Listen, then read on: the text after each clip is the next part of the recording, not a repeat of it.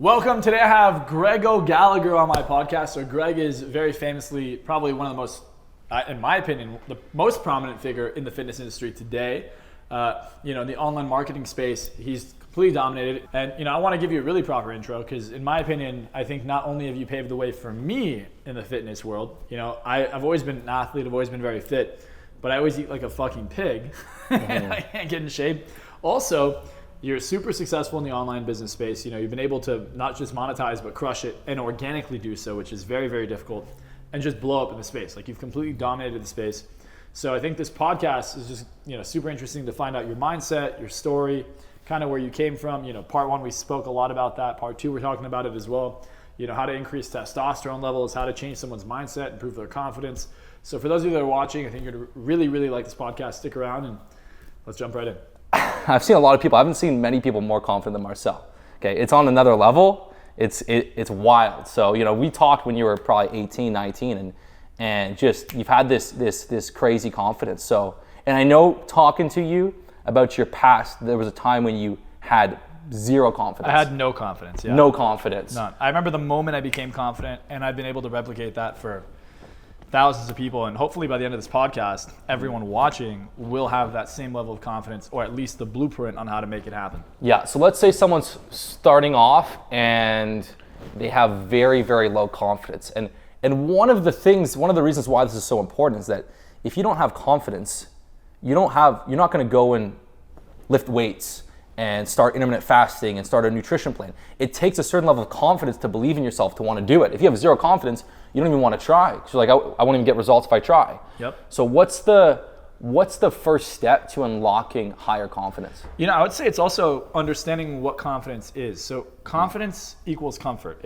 A lot of times you look at someone who's really confident and they're doing things that in your mind is very, very scary, but what they're experiencing in their body, like for example, when I go on stage in front of thousands of people, or I'll approach a really beautiful girl, a group of girls, that are 10 out of 10, get their numbers, maybe even take them home with me at the same time.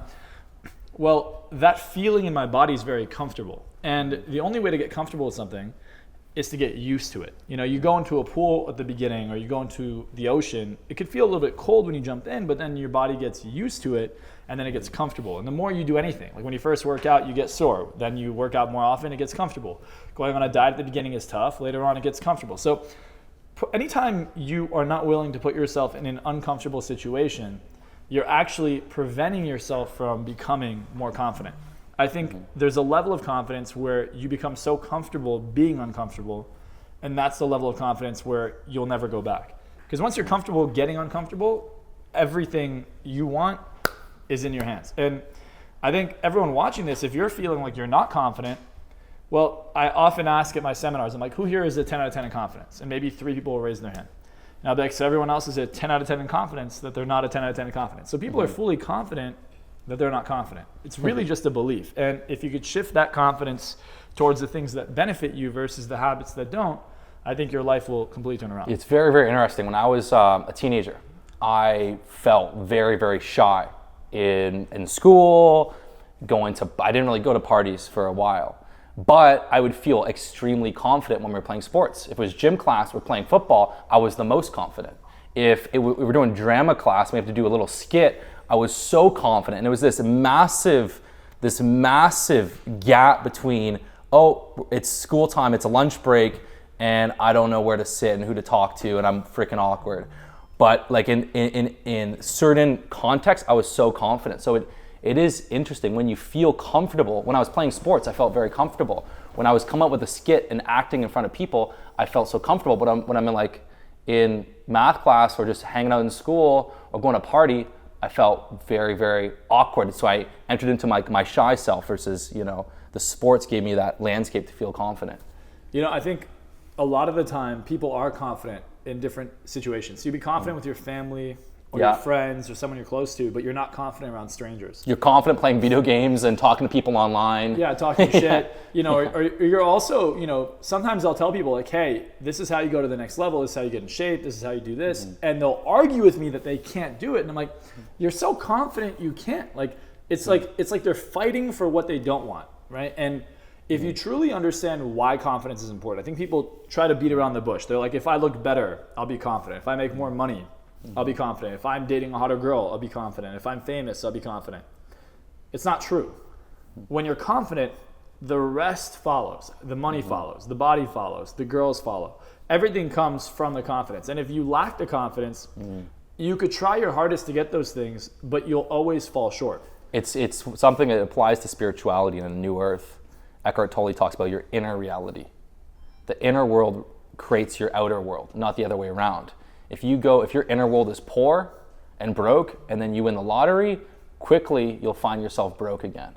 And so if your inner reality is full of abundance, then the outer world eventually will reflect that. You know, I remember growing up, and my parents lost everything. In 2008, we lost all our money, and we got to the point where How old were you? I was 2008, I was 10. Yeah. 10 is when they started to lose everything, and then, by 11, I remember we were living in my mom's friend's house. The room was smaller than my bathroom is now, and I was sharing it with my sister, twin sister, my mom, my dad. And our pets were there, and it was really embarrassing because prior to that, we had a house, and then it was a nice house, but there was no water and power, couldn't bring friends over for months. I remember having to walk to the park to shower, and we'd take water from garbage bins. We'd pay our neighbor to fill our recycling bin with water, and then we used that water to flush the bathroom. And it was just horrible. You had to have candles to light up the house because there was no electricity. Anyways, I remember even in those times going from having a bunch of money to having nothing, my mom would always tell me, it doesn't matter how much money you have, you're always rich. She'd always tell my mom, she'd always put in my head, you're rich. And to me, wealth was never about finance. It was always about inner confidence. And I had the foundation set, but up until I was 15, I was not confident. I remember my biggest fear in the world was to approach a girl and get rejected. It was my biggest fear in the world. And one day, I made friends. I was playing basketball in the park. That's where I had my confidence, right? Playing basketball. And I made friends with this new friend group, and they're very popular, the most popular friend group. It's I go from being nobody to finally getting to be friends with the coolest kids. They were friends with Kylie Jenner at the time. And I'm damn, I'm the only guy who can't talk to girls. So I talked to the one guy that I was the closest to in the group, and I'm hey, can you come coach me, take me to the mall, and maybe help me push me to go get a girl's number? And he's yeah, I got you. So we go to the mall. We go in the morning. I was there till the mall closed, and I didn't go up to anybody. I made excuse after excuse after excuse. Finally, mall's about to close. They make an announcement, hey, we're closing in 30 minutes. And I'm fuck, I have to go. And there was a girl walking with two girls by her side. She wasn't even that pretty. And I said, fuck it, I guess I'll do it. So I finally gather up the balls to walk up to her. My heart's pounding through my chest. I'm sweating, and I'm hey, I think you're really pretty. Can I get your number? I said it way, way, way more insecure. I'm sure my voice cracked and stuff like that. And she laughed at me. Her friends laughed at me, and they walked away. And instantly, I became confident. I faced my biggest fear, and I became confident. I walked up to another girl. I was 15. Yeah. And right after that, 30 seconds later, I walk up to another girl, way prettier. She's 24. I was 15 with braces, buzz cuts, skinny, looked weird. And I'm hey, what's your number? She's I have a boyfriend. I'm so what is it? She gave me her number. And I got so addicted to that feeling. I went to the mall every day for the next 3 months and built my confidence. I would do this all day, every day. It didn't matter. Yeah, it's funny. When I was young, I was a teenager. My older brother had a friend that read the book The Game and that pickup book. And so I joined him one day. We went out to the mall. And and I was I have to do approach. Okay, this is what he's doing. I got to do it. And it is wild. Your heart is just beating like crazy. You feel like you're on a battleground. I'm holy shit, because it's scary to do that, especially just if you're in a mall, a random stranger's walking away. And I approached a girl, and you feel, regardless of how it goes, you feel so proud of yourself after for taking that step. Because a lot of guys won't do it. They'll pussy out. Yeah, it was for sure my biggest fear, and I believe that moment. You know what the butterfly effect is, right? What is it? So butterfly effect is where... Oh, of course. Yeah, one thing happens in your life, right? And then suddenly it could change the entire course of your entire life. And I think me having gone up to that one girl, that one time, for the first time, was a butterfly effect that has allowed me to have the life I have now. I literally have the dating life of James Bond, similar to you. I do really well financially. I'm very happy, pretty successful, and I'm very, very young. I get to enjoy all this at a very young age. I think all of that happened, though, because I faced my biggest fear and then continuously faced it until it became so minimal, it actually became exhilarating, it became normal, it became fun. It doesn't matter where I am now. That same skill set I used to get girls, I used to fill my first few seminars. I used to get my first few clients. I use now to just walk up to anyone, and I'm so calibrated because of it that I truly think that was the foundation for all the skills I have. What do you think about guys that want to make money. They want to start a business. They want to do something, but they have like this friend circle. Because I've seen this. I was talking to someone literally 2 days ago, and I told him what he needed to do, but he was scared of him getting feedback of people telling him, why are you trying to start that business? You're charging too much. You shouldn't be doing this. What makes you think you can be a fitness, professional? And so he was terrified of all these judgments from either friends, peers, or even potentially followers. And what is your advice? I talked to him a little bit, but what is your advice for people that are scared of the crabs in the bucket pulling them down, their friend circle pulling them down, their followers pulling them down? Because you never had that problem. No, I had that problem actually. Or you never had that fear though. I didn't have that fear, but I had that problem. And the reason I didn't have that fear is because I worked on my confidence before I ran into that problem. So I worked on my confidence just solely for the intention of fitting in. And then eventually I became the leader of my friend groups because I was the most confident guy in the group. And I was just so addicted to gaining more confidence. Yeah. Everything would always push the limits. And I remember when I started, I was going to be a doctor. I dropped out of college to do hypnosis and coaching. And my mom was upset at me. My friends were like, you're going to be a loser. What are you learning? What are you studying? No one could see the vision I saw. I saw myself. I have a similar story, but let's hear it. Yeah. I saw myself on stage in front of thousands of people. That was the vision I saw in everyone, even my mom. Like, I'm doing this to help my parents out. That's why I'm doing this for you guys. And even she didn't believe in me. And I was like, oh my God, like, I'm doing this for everyone. I felt like I was on my own. And I think that's why they say success really is lonely, especially at the beginning and on the journey. But once you kind of reach it, you meet friends that help you be less lonely. But ultimately, I pushed through, and obviously the reward's there. And everyone who didn't believe in me then is, if anything, I flipped their mindset. Like, their mindset is, hey, I didn't believe in him. Maybe I should believe in myself a little bit more because he's obviously seeing something I don't. And the ones that didn't, the ones that are jealous, the ones that are haters, I don't even remember them. Like, I don't think about them. I've had some of them try to come to my seminars. I thought that was pretty funny. Like, people that used to tell me you'll never be successful, like buying a ticket to my seminar. So I just think that guy, he's either going to do it or he's not. And I think if I called you fat, would you get offended? No. Why? Because you're not fat. Yeah. So if someone tells you you're not going to do it, and deep down you believe that, then it's going to affect you from making more money. Interesting. If you don't believe it, and I didn't, I knew I'd win no matter what. It didn't matter who told me anything. Then it just goes in one ear out the other. Yeah, as a man, your purpose, your mission has to be number one in your life. If you're letting some friends you had in high school stop you from fulfilling and pursuing your mission, then you're kind of a bitch. Like when I was 19, I dropped out of university, which I already got huge judgment for that from friends, from family, and here I was posting on YouTube videos of me teaching fitness with, at first, no one is watching those videos. Posting blogs, no one's watching. I mean, the people, maybe your friends though, are seeing it through the grapevine, and I didn't care. It didn't bother me because, like you said, I had the vision. I was like, I know where I wanted to go, and guess what? If I get 10 views this week and next month I get 20 views, I'm growing. We're moving in the right direction. So I just focused on not the end result. I focused on, am I moving in the right direction? Again, I had a vision. I knew I could help people. I believed in my fitness approach. I know I can help so many people. And so I was focusing more on reaching out to people than a little bit of judgment from friends and, family. But it just, none of that judgment ever affected me. It was so, I believed, if you are doing something you don't really believe in, then yes, it will pull you down. But if you truly believe in what you're doing and you see the vision, you see the purpose, then you must pursue that. But I just see so many guys that want to start something and then they're like, oh, it's a little bit cringe to put myself out there. It's a little bit, and they're never going to be able to get the result. I think the best way to look at it is who's the one judging you. Like, when I see a guy say what you just said, oh, it's cringe to put myself out there, I cringe. I look at them, I'm like, you're literally, you're a fucking bitch. Like I can't even talk to you. You can't be around me. Yeah. And then maybe his friends might accept him because he's not doing that. But who are your friends? They're fucking losers. Like, the friends that tell you, oh yeah, that's good that you're not doing it. Who the fuck are they? You guys work at Subway or something, Not that Subway's bad if you own it. If you work there, like, that shouldn't be your end result. Like, I really think someone should have more ambition. Look, there's a reason some people succeed and very few succeed and many try.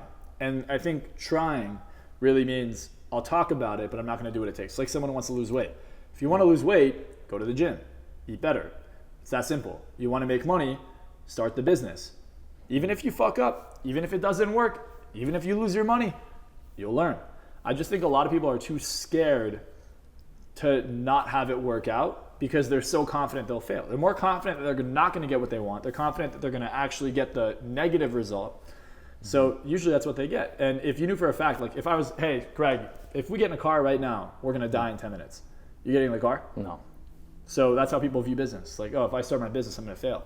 Why would you start? But if I'm like, we're going to have the best experience ever, you're going to come back, you're going to love it, wow, you'll get in the car. It's the same mindset. It's like, do I believe I'm going to get the result or do I not? And I think most people believe they're going to get the wrong result and they're confident they're going to fail because everyone around them is telling them that. And, you know, like you said, environment's really big. I think environment is super important. Like, that's why joining a mastermind or a coaching program is also really big. You know, a lot of guys are like, oh, I don't need coaching. It's like, okay, then don't join. But if you join, you're paying to be part of a group of people who also paid to be part of a better group of people. So you're all supporting each other. Plus you're getting guidance and knowledge and information that helps you get there. I don't think all coaches are good. I think some coaches are full of shit. And I don't know if you've noticed, a lot of the coaches that were around like 7-8 years ago they're gone. They're gone, yeah. The big ones too. Like they're just, where are they? And I think it's because they were all full of shit. So I think slowly, social media is able to filter the ones who are real versus the ones who aren't. But if you're sitting there and you're watching this, just find someone who has the result you want. Like if you're watching this, you probably love Greg. Just try and model what he's done. Like let's hear a story. I want to hear a story on when your back was against the wall, you had to make some money and you didn't know what you're gonna do and you figured it out. So the most recent time was August of 2022. And I had pretty much run out of money. And the reason I'd run out of money is because one of my sales managers at the time, is almost 2 years ago now, was stealing from me. And this happened to me twice. This was the second time it happened to me. And they were stealing a lot from me. And I was having no revenue for a couple years, or a couple months. And then suddenly I take out a loan as well. And the loan was like $6,000 a week at the time. And I'm paying for this house. I'm paying for my cars. I was paying for my chef. And I had bought, I remember, steak and lobster. And the whole month I'm sitting there and I'm stressed out. I'm like, fuck, like the leads are bad, marketing is not good, I'm spending a couple thousand a day on ads, like nothing's working out for me. And I was just focusing on how I'm not gonna make my rent, nothing's gonna work. And I thought there were 30 days in August. So it's August 29th, and I said, fuck it, I have a steak and lobster left in the fridge that I paid for. I still paid for the mansion for the next day in my head. I still have my cars, I'm like, I'm just gonna chill. So I stopped thinking, I said, fuck it. I told Abdullah, I'm like, hey, my chef, go make me a steak and a lobster. I went outside by the pool, I sat down, and I just relaxed. And I'm sitting there outside of the pool. I told the girl to come over. I made her dinner as well. And we're just sitting there and I'm laughing. And as I'm laughing with her, my mindset shifts. And suddenly I got clarity. I'm like, wait, there's a guy I spoke to 4 months ago that wanted to work with me one-on-one. I put him on a wait list. I'm like, wait, I have a wait list of people who want to work with me one-on-one for $1 million. So I just set up an appointment with one of them for later that day. Closed them for $1 million, wires me, lands the next day. He wires you like a monthly? Or? No, he wired me $1 million the next day. Okay. And then I got another call with another guy that day, and then he paid me for 6 months up front. So $500,000 or so. Yeah, so I made like 1.5 million in like 24 or 30 hours just off of relaxing and thinking clearly. And it landed on the 31st. One landed on 30th and one landed on 31st. This guy gave you $1 million. In crypto. Okay. Yeah, which would be worth. And what does he get for that $1 million? So he works with me for a year. Yeah. I coach him. I help him with his mindset. I mean, the biggest thing is this. But for someone to spend $1 million, like he must be sitting on like 40, 50 M or something. No, he was doing like 9 million a month. Okay. Yeah, that makes more sense. Yeah. Yeah, he was doing a lot. So he's doing like 100 million a year. Yeah, he paid me like 5 days or 4 days worth of his income. Right. You know, the other guy who paid me $500,000 is worth about $500 million. So. Right, and they were looking at making more money in their business by working with you. Yeah. So they want to make more money. The biggest reason someone works with me is because there are things that are in their way, and then I could literally just snap my fingers. Like, oh, you want to wake up at 5 a.m.? Done. You want to lose weight? Done. You want to follow a diet and hate carbs? Done. Like, I could literally do that for someone consistently. That's one. Two, I show them how to lead better and how to communicate at a super high level while being able to control their thoughts, their feelings, everyone around them. So people want power. Like, there's only one real superpower. It's not super strength. It's the ability to influence other people. I mean, that's what the government spends billions of dollars. That takes confidence to sell $1 million offer. That's wild. Yeah. I've yet to have one person that doesn't have a crazy ROI. Like Jake Paul, for example, I worked with him. I didn't charge him $1 million when I worked with him, But I worked with him before he was like he was already big, but he wasn't like all in on boxing. He was still kind of like YouTube. Jake boxing. Paul was your pro bono. He's yeah, he was one of the pro bonos. Pro exactly. bonos, yeah. But I told him like, yo, you got to stop doing YouTube unless you're all in on boxing now. You're just a famous boxer. You're the best boxer in the world. And then he went all in on that. And look at him now. I mean, he's one of the most successful boxers in the world at the moment. He makes the most money. So, I mean, another company I worked with in 2020 December through 2021 for a year, they gave me equity. And they went from $30 million company to $1 billion in 10 months. Now they're a multi-billion dollar company. And the biggest shifts I made with that CEO is, one, I had him think bigger because he was thinking way too small. He still had the mindset of a startup entrepreneur rather than a multi-billion dollar unicorn company entrepreneur. Two, he was letting a lot of things slide. Like a lot of big corporations, especially if they're coming from like, investors, like they're getting funding from investors, so they're not necessarily profitable yet. They don't realize how lazy or how unproductive most of their staff is. And they're like, oh, we're gonna implement this change. They decide that on Tuesday, and only 3 weeks later or next quarter, they start the change. I'm like, bro, what are you doing? Like, look at how much money is being wasted on one change. What if you implement 10 changes today, 10 changes tomorrow? Like, it's gotta be rapid. So if you pinpoint clients that have, 50 plus million in revenue a year, then your coaching can help generate an extra tens of millions or more. I truly think it's a lot easier. Like if you just make this one shift, if you just think bigger alone, that alone will make you more money. Now there's strategies, like there's things that people do that aren't outside the box. The way people pay me because they want to see how I think. They want to learn to model not just my confidence, but the way I think. So a lot of these guys pay me, one, because they want help with their relationships. You'd be surprised. A lot of guys who have a lot of money have horrible relationships, and they want me to help them out, and I really do. But they also want to make significantly more money while working less. So they're putting in all this effort, but the problem is they haven't changed their strategy. So what they've done to get to this point has been effective, but they haven't quite updated what they've been doing. So they haven't looked for shortcuts. And people pay me because they genuinely want a shortcut. Like, what's the shortcut? How can I work less and make more? And you might say it's not possible, but the fact that someone says it's not possible shows me they're not thinking outside the box enough. So I'll give you a great example.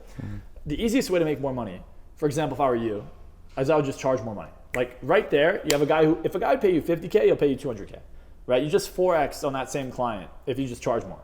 And then also you work this a quarter of the time to make the same amount of money. The second thing I would say is, how do you speak to that audience? Like my audience is very, very rich. I don't have the biggest audience. They're getting bigger, but it's still like the richest people. Like when I walk into a room, it's not the regular guy that knows me that comes up to me. It's always the richest guy or the host or the owner of the house. Like I went to go buy my Audi in Beverly Hills. The GM of the store comes up to me. She's like, oh, hey, Marcel, what's up? How are you? And she cuts me the craziest deal on the Audi and asked me to come train their team. As she's doing that, 3 guys that just each one bought their own R8 because the R8s, they stopped making them. All of them knew who I was. But then the regular guys who are buying like other cars don't know me. I go into Ferrari of Beverly Hills. They know me. I go get a McLaren. They know me, right? Like it's the really rich people that know me because that's the audience I communicate to. Because I speak their language, understand their problems. I see I speak the gap. And I think that when you are around a certain paradigm, it elevates you. Like I'll tell you, the biggest thing that I've noticed is if you hang out with people with more money, I actually feel broke. I'm not broke, but I feel like I'm piss poor next to others because of the amount of money that they make. I've seen people make money that in my mind, when I was younger, I couldn't spend what I spend now in a year, what I spend in a day.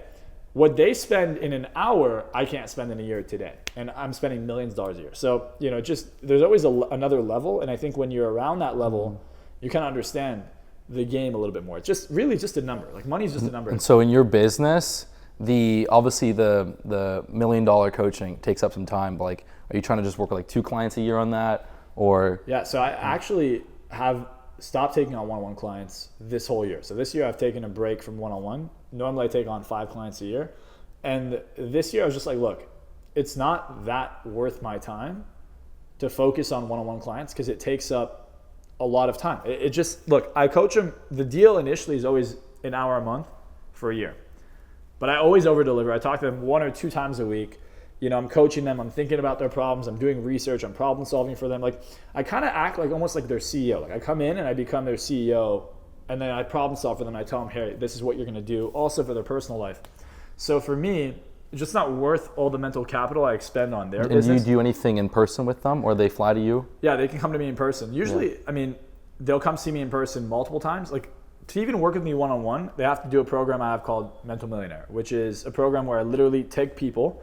It's 10K, fills up like that. And what I do is over the course of 2 days, I hypnotize people, like in a group of 30. In person. And we create a separate identity. So imagine logging into a computer. You have Greg, and then you have guest, or like user. Well, if I log into user, I can't see what your files are in Greg. It's the same hard drive, but I can't see anything in there.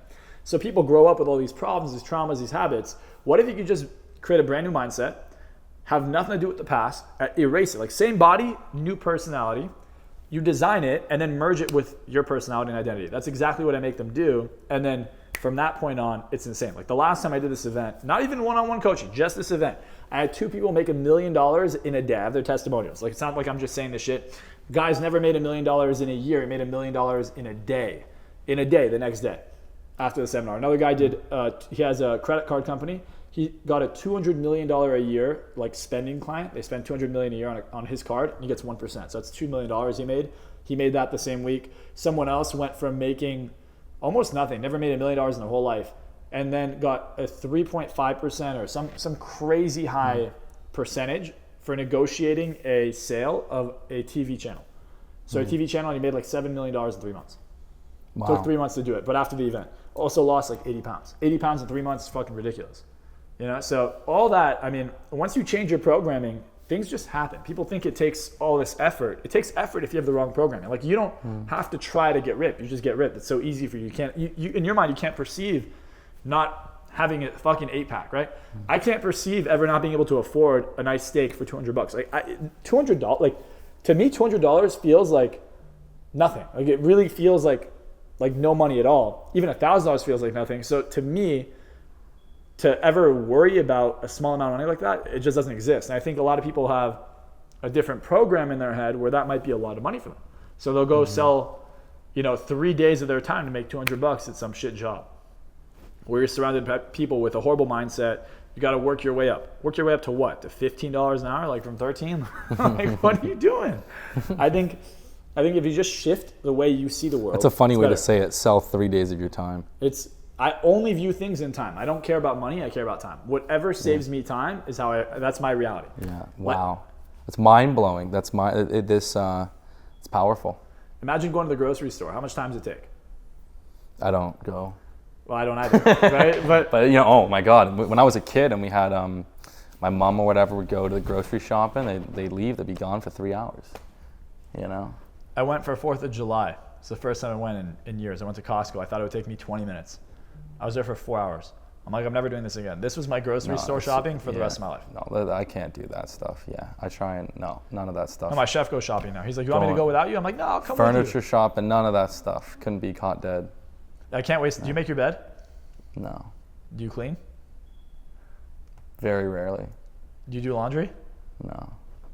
Yeah, I tell everyone, I'm like, don't clean, don't cook, don't do laundry, don't shop, don't waste your time. I genuinely like cooking once a week, twice a week with a girl, Well, that's different. Girlfriend, That's like a date though. That's yes, different. yeah. But like cooking out of necessity. I don't like cleaning. Yeah. I won't do any of that. I think it's a waste of time. Yeah. I think a lot of people waste so much time doing, like, do you take your phone in the shower? Do I what? Do you take your phone with you in the shower? No. Yeah, so if I take my phone in the shower, it's only to watch like a YouTube video. Like I watched your vlog with Arlen the other day in the shower. But otherwise, I'm not taking my phone in there. Right. It's unproductive. Yeah, yeah. I just don't like wasting time. So I like to wake up early. They say early to bed, early to rise. Yeah. So I like to go to bed when the sun goes down. I like to wake up when the sun comes up. My days feel longer. Everything's about time for me. I think it's powerful, just this raising the bar, for what you can charge. There's people out there that are willing to pay a lot of money, and if you can solve their problems, it's worth a lot to them. So it's pretty powerful. I wanted to hear a quick story about a time when, before you have the life you have now, when you were younger, when you had lower confidence, when, like, what was it? Was there ever a big rejection that hit you hard? Yeah, there was. Yeah. I remember I was 13 or 14, and I joined the football team, going from 8th grade to 9th grade, and I was fat. I was actually fat. I was probably like 24% body fat. And in 1 month, I lost like 24 pounds, but I gained more muscle than I ever had, right? So I lost 24 pounds. I went from like 184 to 160. You were dieting hard? I was just practicing 12 hours a day. You barely had time to eat, probably burning. I was probably in a 4,000 calorie deficit every day. Like, it was just insane. Crazy cardio. You're in 120 degree heat, you know. Anyways, and I come back to school. I'm in the best shape of my life. Confidence isn't really much higher. I'm still the same, right? But there was a girl I was in love with, and that was what motivated me the whole time. Her name was Taylor. And school started on a Monday. I was going to ask her out on a Wednesday. I don't know why it was such a big deal. I had to ask this girl out and just say, hey, let's go on a date, right? With what money, I don't know, but I said, let's do it. Anyways, I was going to ask her out on Thursday. Wednesday, some fat kid on the football team named Jelani walks up there, asks her out. She says yes. I was devastated. I was like, damn, I did all this work to get this girl to like me. And some other guy who was fatter than I was when I started asked her out and she said yes. And that's when I started thinking, I'm like, obviously women, as much as they care about how you look, they care about something more than how you look. They care more about your fame, more than the money. They care about your confidence. And when I saw that, I'm like, I know I have to be confident. And that's when the seed began. And I would say about a year later, I got the confidence or the balls to actually walk up to someone in a mall, like the next summer. It took a year for me to kind of really get into the grind of that. And then when I did that, that changed my life. Okay, now let's say someone's listening, they're watching, they see a beautiful girl, maybe they're out at a coffee shop, and they want to approach. What's like the 3-step protocol? Well, the first thing to realize is how many times you're going to go up to someone, want to go up to someone, not do it, sit there, fantasize about, well, what would have happened if I went up to her? You'll think about the movies you missed, the walks in the park. You'll think about maybe that could have been your wife and you didn't have the balls to say hi. So that's how I used to think about it, because I used to not go up to girls and I would regret it for weeks at a time. Like, how often do you see a 10 or a 9? You don't see a 9 or a 10 on the street almost ever. Finally, you run into one once every 6 months, maybe. You're not going to go up to her? It's fucking ridiculous. So anyways, the steps are simple. The second you see her... That's a good reframe, because basically a lot of guys are worried, oh, what if she rejects me? Oh, what if she's not into it? Look at the social pressure. And you're thinking about the cost of, well, if I don't approach her, imagine this life we could have built together. I'm losing out on that. So humans are naturally more like, we don't like loss. So we'll invest a lot more to regain something that we lost than to get something we haven't had. Like, in comparison to potentially having kids or a family or an amazing life with someone, how hard is it to actually just approach and say hi? I think it's nothing, right? So is that usually the approach? That's the beginning. That's what gives them momentum. Eventually, it's not even on my mind now. Like, on my mind, I don't think about it. But at the beginning, that's the first thing I'd realize before even going out. That's what I'd realize. The second thing I'd realize is the intention has to change. Your intention going up to a girl can't be because you want to date her. It can't be because I want to go out with her. It can't be because I want to fuck her. It solely has to be to build your confidence. So if you can't go up to a girl, I promise you can't go up to a guy. You can't go up to anybody. You literally cannot go up to people. Like, if you can't go up to a girl, it's hard for you. Now, some guys have a problem going up to pretty women because they pedestalize them. Well, the same issue. So the first thing is your intention has to be solely to work on your confidence. If that's your intention, then it becomes a game, right? That's why they call it game. Like, oh, you have good game. And why are you a player? You're playing the game. So games are supposed to be fun. You should be having fun with this. A lot of guys do this and they make it way too serious. It's way too much of a big deal. So don't put the pressure on dating the girl or getting a reaction. I don't care what happens with it. Focus on just building your confidence in the game. It's like talking to a wall. Like, I don't care how the wall reacts to me. The goal wasn't to get the wall to come out with me. The goal was to just get confident. That was it. And that's all I did. Like, think about it. I became really confident at 15. I lost my virginity at 17. Because the goal was never to get laid. The goal was to build my confidence. And I'm telling you, there is no drug in the world like confidence. There's nothing that feels better. Oh, I want to do this, I could do it. So often I see myself wanting to do things. I set my mind like, I want to buy a new car. I woke up in the morning and I saw a video on the McLaren and I'm like, I'm buying it. I went in the afternoon, I had it. That's kind of an interesting, there's no drug like confidence. That's probably the reason a lot of people are drawn to drugs and alcohol, because it's quick, cheap confidence. It's like getting liposuction. Like, it maybe looks better than you did before, but it's not going to last. It doesn't look as good as it would if it was natural. And at the end of the day, what's the cost of not having confidence? Like, I just view confidence as the thing that makes you unlimited money, gets you whatever person you want to date, makes you feel good 24/7, makes you have the power and the ability to walk away from anyone.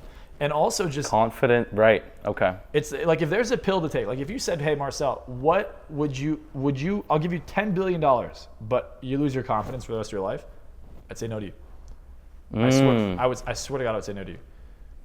It's like someone saying, hey, how much would you take $10 billion and die tomorrow? No.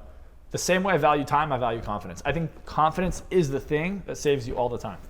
If there's one shortcut to gain whatever it is you want in life, confidence.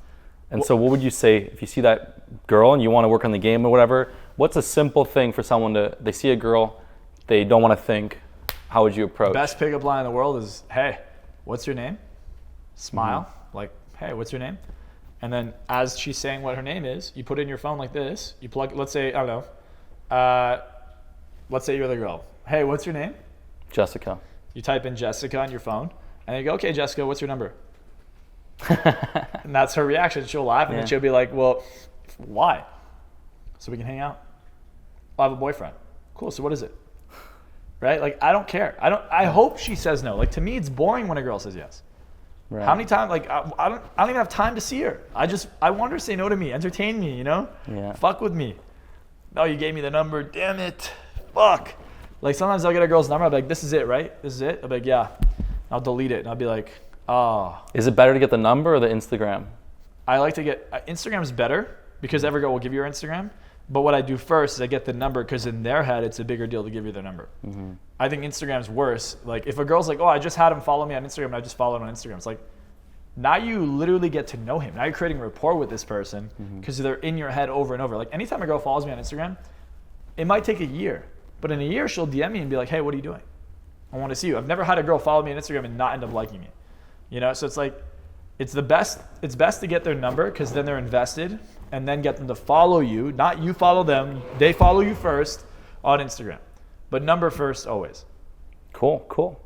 Okay, awesome. So I like how you finished off with basically behind making lots of money, dating the girl of your dreams, having the life of your dreams is confidence.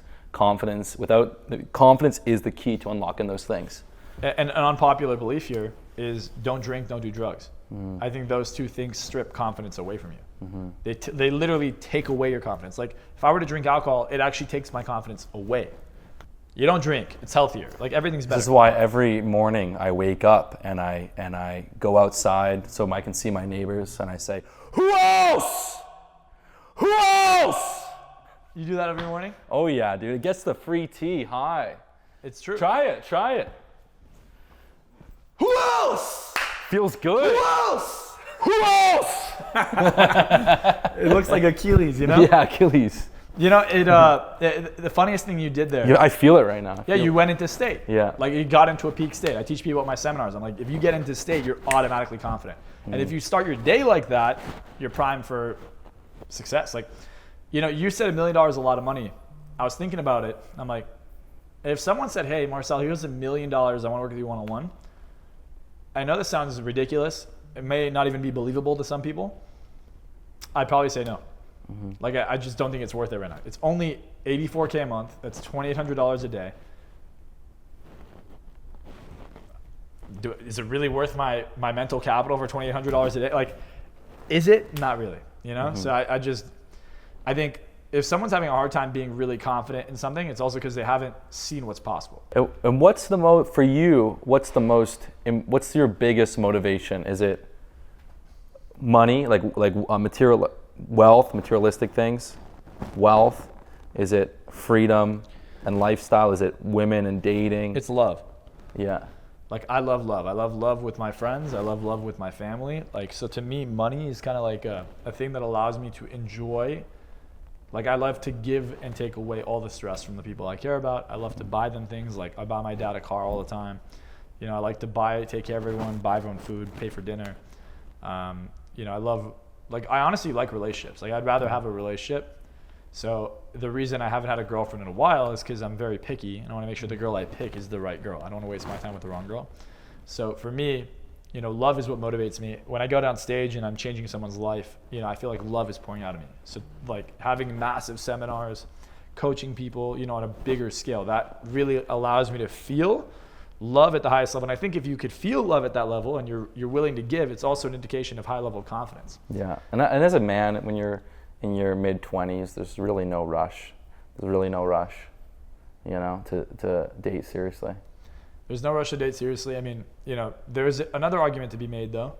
You know, my friend, I'll give you an example for those of you watching, so you value your time a little bit. You know, 9 years ago, I actually literally have the memory pop on my phone today. So my friend Max and I, 9 years ago, are at a pool and we're hanging out. Anyways, long story short, it's not showing up right now. Long story short, he turned 26 in March. He flew to Athens, walks out the airport, gets on a phone call, gets hit by a car, he dies. 1 week into being 26. He was the valedictorian in his high school, was the valedictorian in college, ripped year round, all-American baseball player, had a full ride scholarship for that and for being super smart. And he ends up just dying a week into his 26th birthday. Never had kids, didn't have a family, you know, never did drugs, super fucking confident, died. On what? On some ridiculous freak accident, right? So when you look at something like that, can it happen to you? Who knows, right? Like you can look around, you can hope it doesn't happen, but I think it can happen. And realizing your mortality, I think, will also give you more motivation. You have siblings? I have a twin sister. Does she have kids? No, she has a fiance though now, and she's an attorney. Okay. So I think she'll probably have kids, and I think she'll be pregnant within a year. You know, I think so. But She's trying to have a kid soon? she's not saying it, but I think she will. But are you? If I find the right girl, I have a kid right now. You know, like I'm not gonna lie, like I want to find the right girl, but the right girl has to show up, and it doesn't happen from now to tomorrow. Like it takes time to get to know them. You have to trust them, because the biggest thing, like a lot of guys don't know this, but you know, when you work a job and you had to fight with your girlfriend, it doesn't change your income. But you know, you have millions of dollars in the line. I had a girlfriend, I remember in 2020, and I had this opportunity to coach. I was a keynote speaker for this annual event for this company that does $300 million a year in revenue. And they're like, hey, if you do well, we'll give you a contract and we'll give you equity as well and whatever revenue you increase. Like we'll give you 10% of whatever revenue you increase for us if you coach us for a year, as long as we like your presentation. I'm in the zone, I'm focused. 5 minutes before my fucking presentation, it was on Zoom, she starts to fight with me. Ruins my entire state. My focus is fucked. I probably gave one of the worst talks I ever gave. They didn't even call me to say thank you. They didn't say nothing. They didn't contact me at all. Nothing. And I'm like, damn.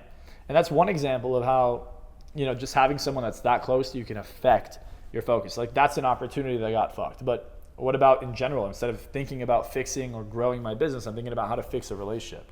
There's only so much mental capital you have, and how much time do you spend thinking about something you shouldn't be thinking about? So I think picking the wrong girl is really a big thing guys do, because they're not confident. Extremely important. You got to pick a girl who's all about you. She's got to put you first before her family, before her friends, before anything. You are number one. If you're not number one, not just she says it, but she acts it. She shows it. She thinks about you first. Otherwise, she's not good enough. Like she's not good enough for you. She might be good enough for someone else, but she's not good enough for you. You got to be number one for her. Let me ask you this. What do you think has been the biggest factor in your success? I would say A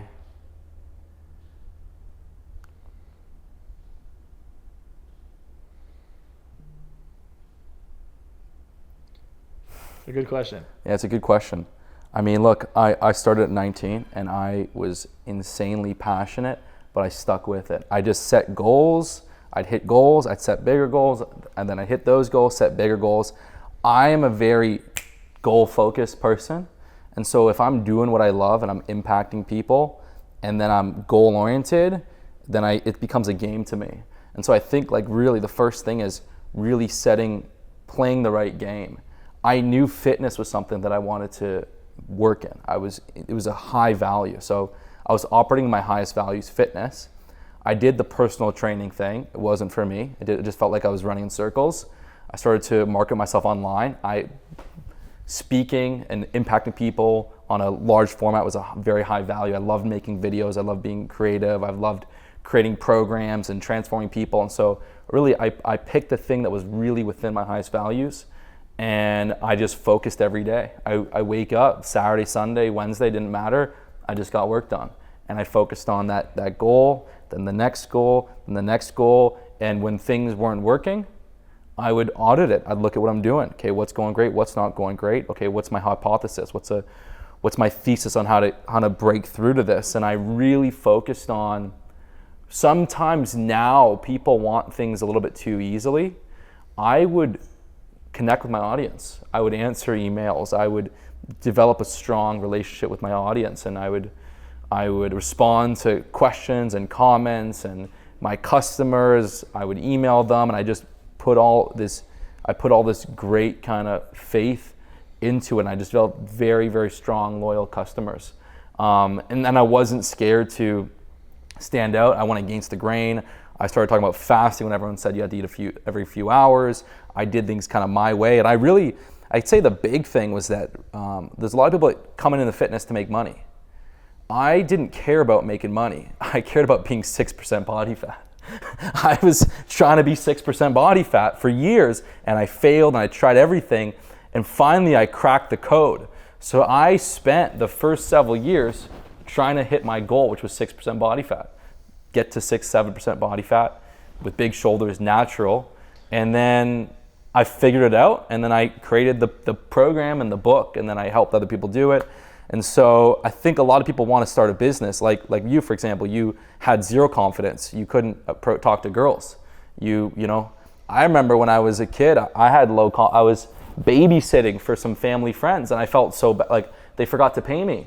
And I didn't have the confidence to call them and say, hey, can you pay me? My mom was like, Gregory, you worked like 7 hours on a Saturday. Of course you should get paid. Call them. Like, I was scared to call. I had that too around money. I used to have the worst fear of asking for money. Yeah, I felt bad. And so, but like basically I spent years solving fitness, figuring it out, how to look like a movie star, have the lifestyle, get to 6% body fat. I failed. I had periods of binge eating and starving and all this stuff. And I created a system that was so enjoyable. I gave it to people, they just transform. And so really the key behind my success more than anything is that I cracked the code and my shit works. And now it's like all these testimonials and transformations. Like, I don't have to sell my stuff. My transformations and testimonials and results sell it. Now with our Mojo supplement, we have thousands of people that have done before and after blood work. Their free T is up 20-30+%. It's just like the stuff works, and so it just sells itself. You know, I would say to anyone who's listening, if you didn't really listen to that part, I would go back and listen again. You know, some people skip through the podcast. You just gave the blueprint, in my opinion, for how you really gain massive success. You have a hypothesis, you set a goal, you try it out, some things work, some things didn't. You go look at what didn't work, you try to adjust it, you do it again. And it takes time to do these things. Now, you could study someone who's done really good things and you could try to model what they're doing, but also it takes time. Like, sometimes you're doing the right things. Like, remember I was telling you last night, I'm like, all my content was completely authentic, but the pendulum at the time swung into the editing stuff, and that now it's swinging back in the other way. So, and I'll say one more thing, and it's no surprise that I grew up in a very, very wealthy family. We all know this, right? But money wasn't handed to me. And if I wanted to have a nice car, I had to make money. If I wanted to go out for dinner and order a big steak, I had to make money. You know, and so I was motivated to make money. I was very, very incentivized to make money. If I had millions of dollars at 19, I wouldn't have been that motivated. I'm not gonna lie. I can be lazy. So I remember when I was 19 and I cut off my personal training clients. I didn't say no to $1 million, but I cut off the personal training clients, and I had the vision of building an online brand, right? And I first had a mentor, and I was affiliate for him. He had a workout program, and I did YouTube videos, and I told people, hey, this is the work I'm doing right now. If you want to learn about it, go here. I'm an affiliate for him. And I remember one week, like it took some time, and then one week, boom, $32 sale came in. Boom. A few days later, a second $32 sale came in. And guess what, okay? I felt incredible. I loved it. I was so fucking motivated. I'm like, oh my God, I made 2 sales. Now everyone around me is like, fucking $60. What are you gonna do with fucking $60 a week? What are you, freaking nuts? And then, you know, a month later, I made more. And you know, that month I made like $600. And everyone's like, what the hell, like this is nothing. How are you gonna live off this?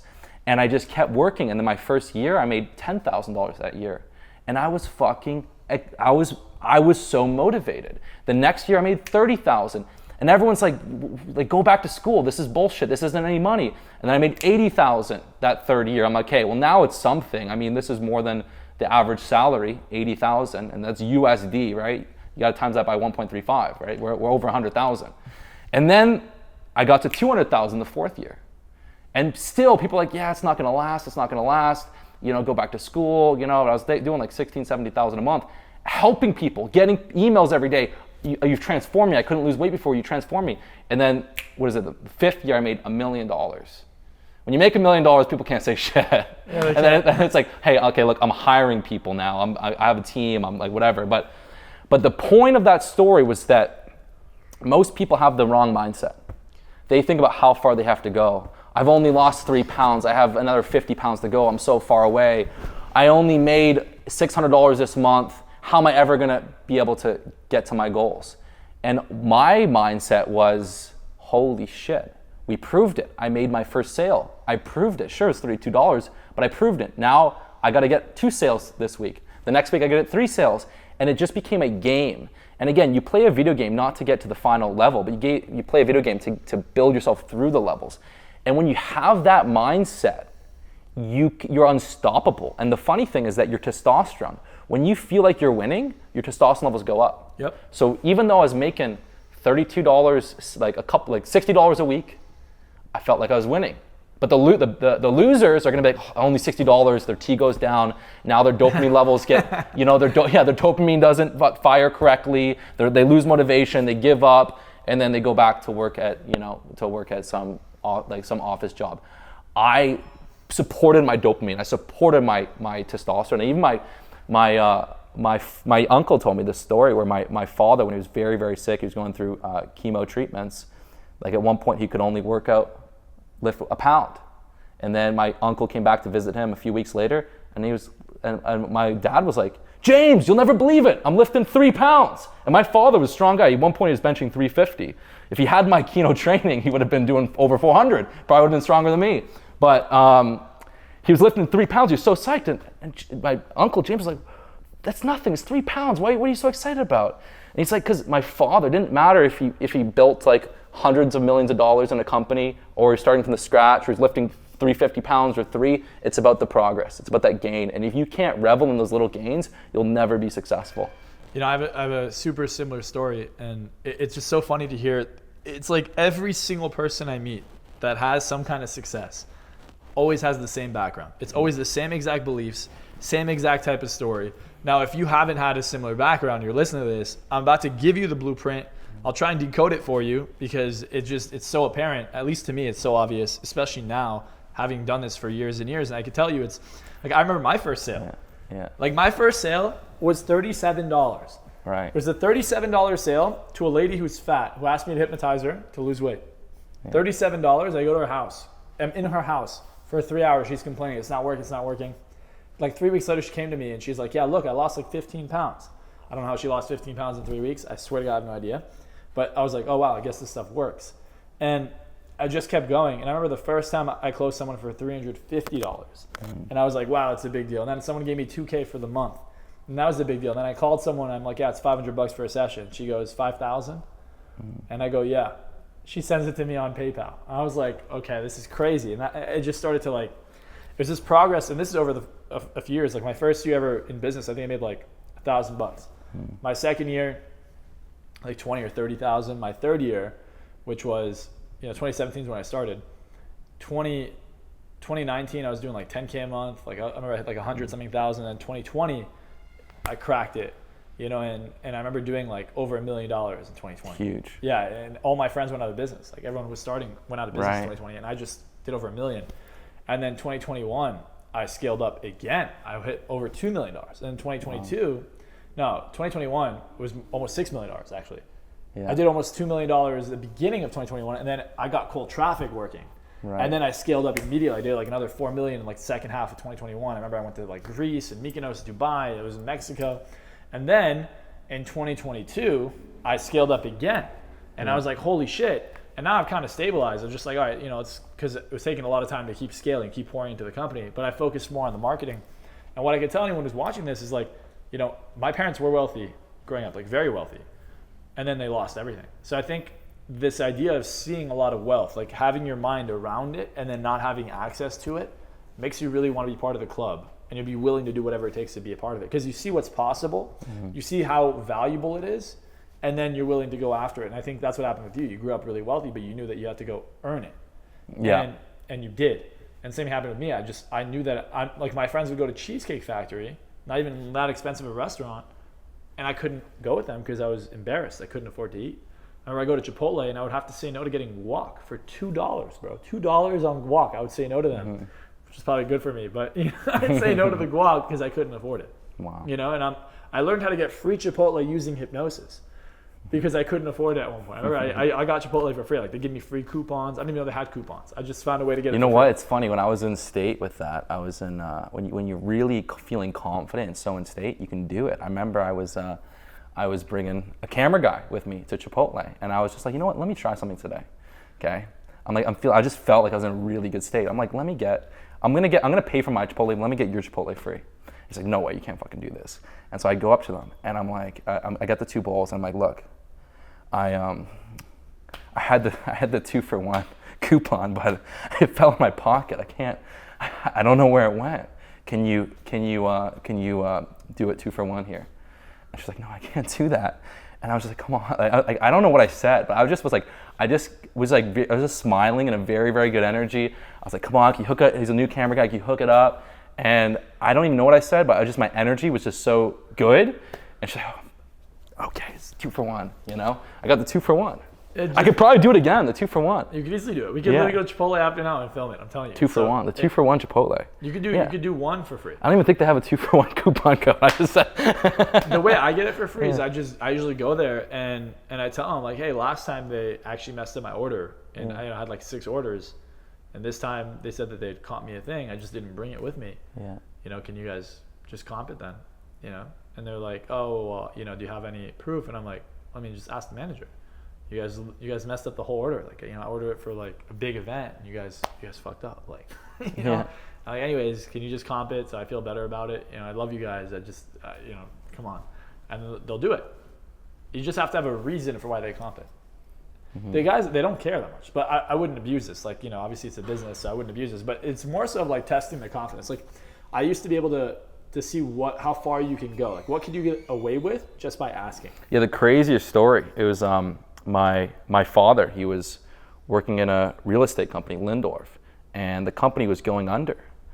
And he wanted to take it over. He had a vision. He knew how to make this company successful, and so he wanted to take over this company. And they offered him the company to buy it. I forget how much it was. It was a lot of money. And my father said, I will buy it for $1. And he got the deal. He said, like, you know what, this whole part of your business brings your whole brand down, and I will fix this business and make it successful, and this won't hurt your reputation. This will make you like whatever look good. I forget the exact specifics, but he ended up buying it, and everyone was like, how the fuck do you buy it for $1? He took over the whole company for $1. Yeah, that's sales and that's confidence. I was on a walk today with my CMO Alex, and we're walking, and we saw a house, and it's been for sale for 9 months. No offers, like no one's offered anything on it. And he immediately goes, he's like, seller finance, give it to me for $2,000 a month for 120 months. I'm like, no, Alex, we'll take it for $33 a month. Like we're cracking jokes. We're like, well, what if we just go into Vanguard and convince them, like hypnotize them to sell you Vanguard for like $35 or like a Trump Tower in New York? We're saying it as a joke. And I started thinking, I'm like, I wonder if this is possible. And it's just so ironic that we're having this podcast right now and you're like, oh yeah, my dad bought this massive company for $1. What do you think I'm going to do after this podcast? I'm going to go acquire all these companies for $1. Hey, look, let me just show you my vision. Before we make a deal, let me make the vision with you. Just close your eyes for a moment. $1. Sleep. Imagine, is that even legal? To sell a company for $1? To hypnotize someone. Yeah. I have no idea. I just think it's fucking crazy. The fact that he did it is fucking nuts. Yeah, and it was a wild story. I've never really heard you talk about your dad like that, so it's pretty cool. Like I hear you talk about him every now and then, like on his birthday you'll share like. Yeah, I was very young when he passed away, so I didn't really know a lot of these stories, but I've kind of heard them through family, friends and stuff. And then my father put together like hours of audio tapes going through his business successes and failures, and so I haven't listened to it in a very long time, so I have to re-listen to it.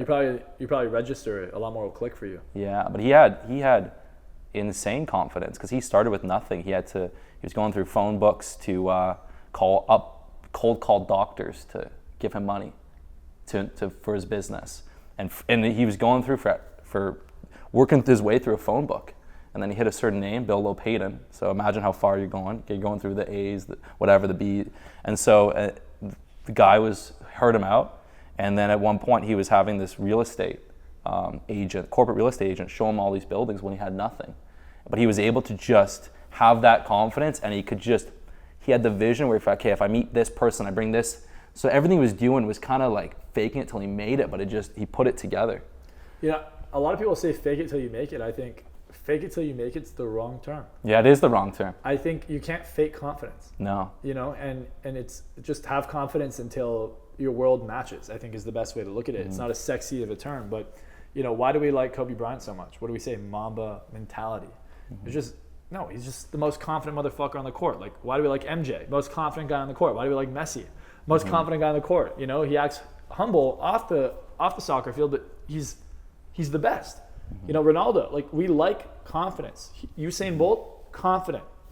And Michael Phelps, confident. Like, confidence is the one thing, if you were to take a thread amongst everything that's successful, confidence is it. So there's a story with Elon Musk. I believe it was in 2008. They're about to go under. They're about to go bankrupt. His SpaceX and Tesla? Yeah, Tesla, I think. And he had to call investors. And if he didn't, they wouldn't have made it through, because it's winter vacation, right? So you have Christmas, winter vacation, New Year's, and you only start working like the 2nd or the 3rd of January. And he said they wouldn't have made it through. And he was able to close the deal like 4:53 p.m. and get them to wire him right before the end of the workday.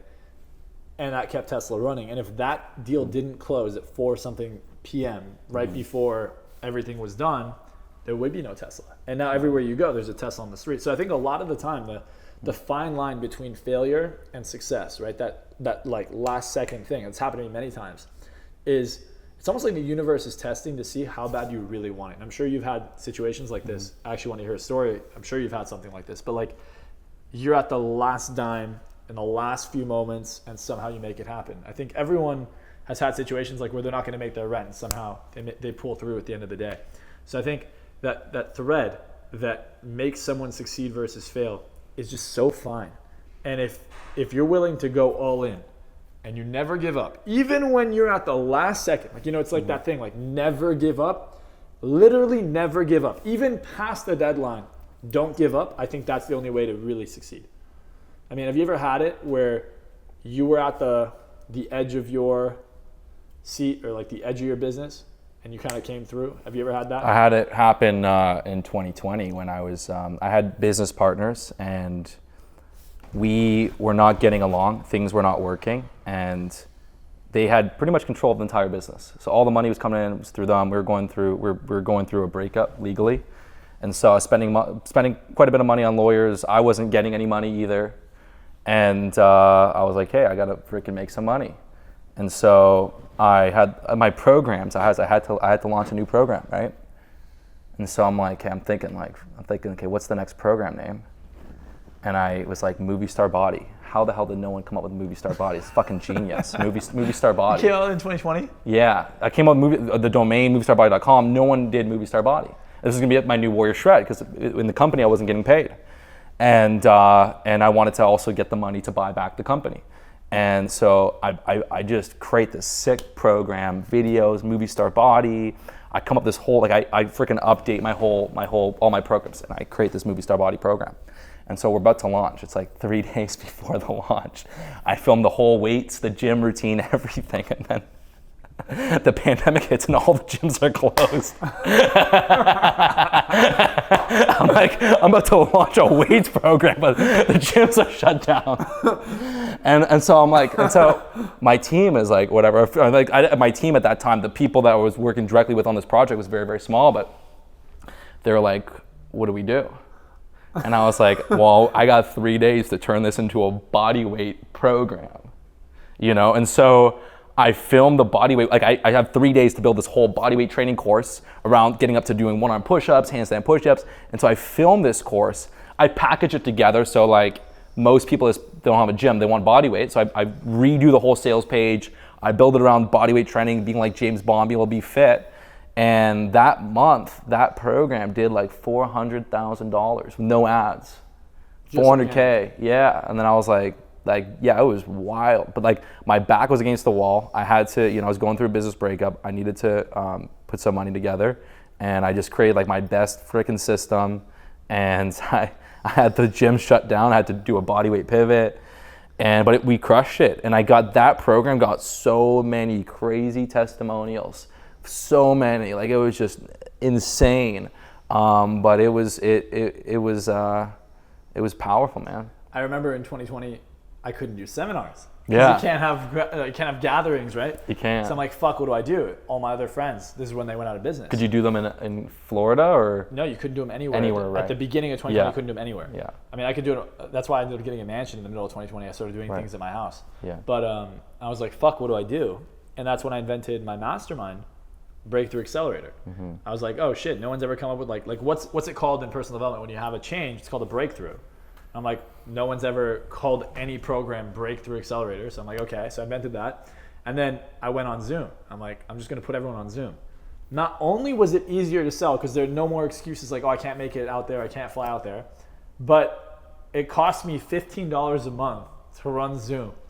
And I was just doing this on, like, I remember I was doing twice a week, an hour call twice a week. I did this for 4 years. An hour call twice a week for 4 years, and now the program's a bit structured a bit differently. However, I've had thousands of people go through that thing. And it started off at $3,500 for 8 weeks, ended up being, $15K for 6 months, and now it's $15K for a year. And, I've kind of expanded it.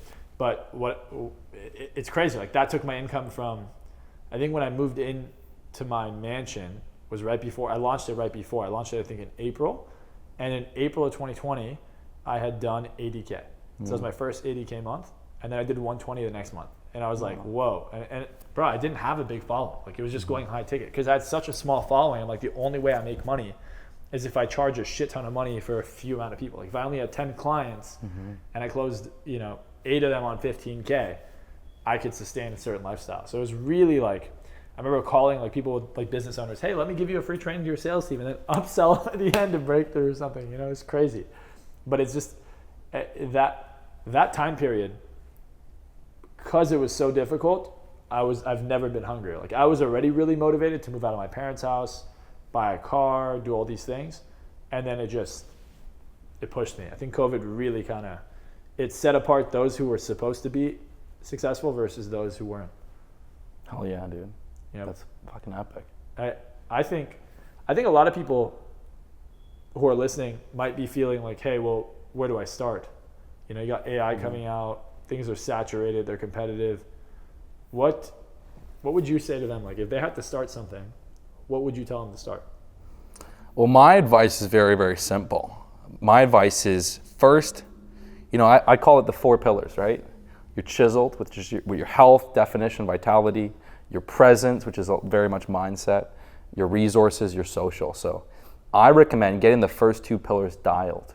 Before you're gonna really go and launch a business and start, you wanna get your body and your mind right. So I say, get lean, get strong, follow a simple nutrition plan, hit the weights or the body weight training, get strong, build this confidence, get your free testosterone higher, meditate, do the mindset training, get your mind right. Now, once your body and mind is in the right place, and you can really, from there, you can really sit back and be like, where do I want to go? Your ideas are different. You're more creative. You're getting in your 10, 15,000 steps a day and just the ideas flow in. But most people, they're not even in a position to figure out what to do because they wake up, they're checking their phone, they're watching Netflix, they're hungover, they're smoking weed. They have all these, you cannot spawn success from this.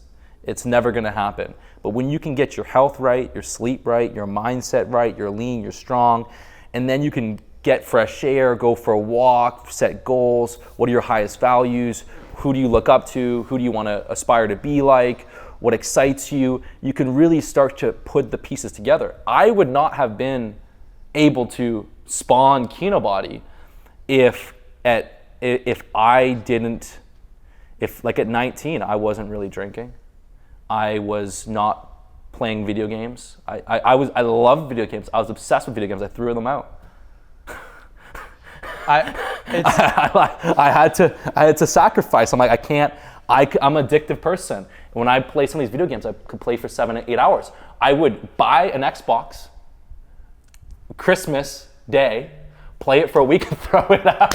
I'd give myself a week for video games a year. I wouldn't throw it out. I'd give it to my brothers. I'm like, don't let me play it. But I spawned Kinobody because I got rid of those different distractions. I didn't party and drink. I didn't go out for nice dinners, and I just focused on being fit, focused on my mindset. And then I was like, what do I want to go? Where do I want to do? Like, what do I want to do? And I would just kind of do the hard, deep work. You know, I remember sacrificing. In high school, I became super popular. I was throwing parties. I'd have 1,000 people show up to a party, which is ridiculous. Right. I would go to every party, promote it, and have 1,000 people show up to my parties.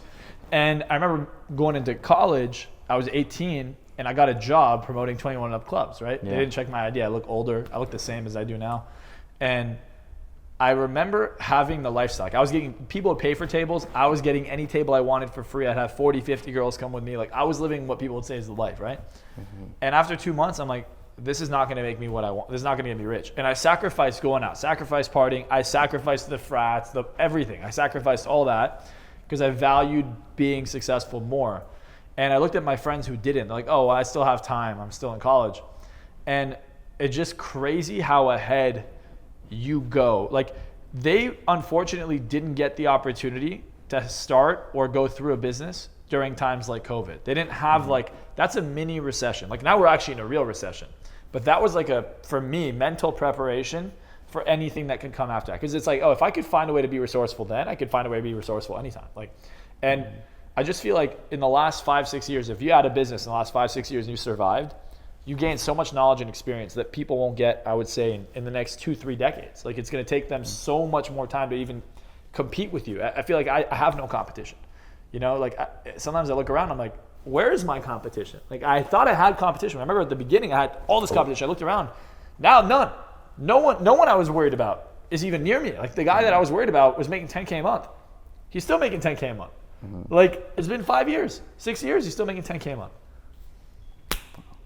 I don't know. There's no hunger. People don't push. No. You know. You got to get your body, your mind right, and from there you can spawn success. You know. I feel like the biggest thing about getting, do you know what Maslow's hierarchy of needs is? Yeah. So at the bottom of Maslow's hierarchy of needs, you have physiological needs, right? So safety comes after that. But if you didn't sleep well, or you're stressed out, or you're hungry, or your body's not in health, mm-hmm. It's very hard to have your mindset elevate. It's almost impossible. Mm-hmm. And if you don't meet those basic needs, how do you meet everything else? I always make the most money when I'm in the best shape. When I'm in the gym actively, I'm walking 10 to 20,000 steps a day. My diet is perfect. My sleep is perfect. I make unlimited money.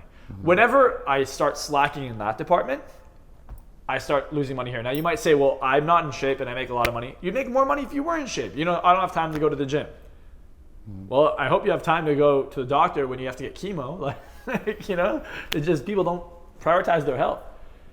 It's the fall of Rome when you stop investing in military, in growth, in strength, and you start investing in partying and fun, and now we're doing 5-star hotels and drinking and partying, then your costs go up and your income goes down. That's exactly what happens. Usually people get comfortable and they're like, oh, look how well I'm doing, like month 1, month 2.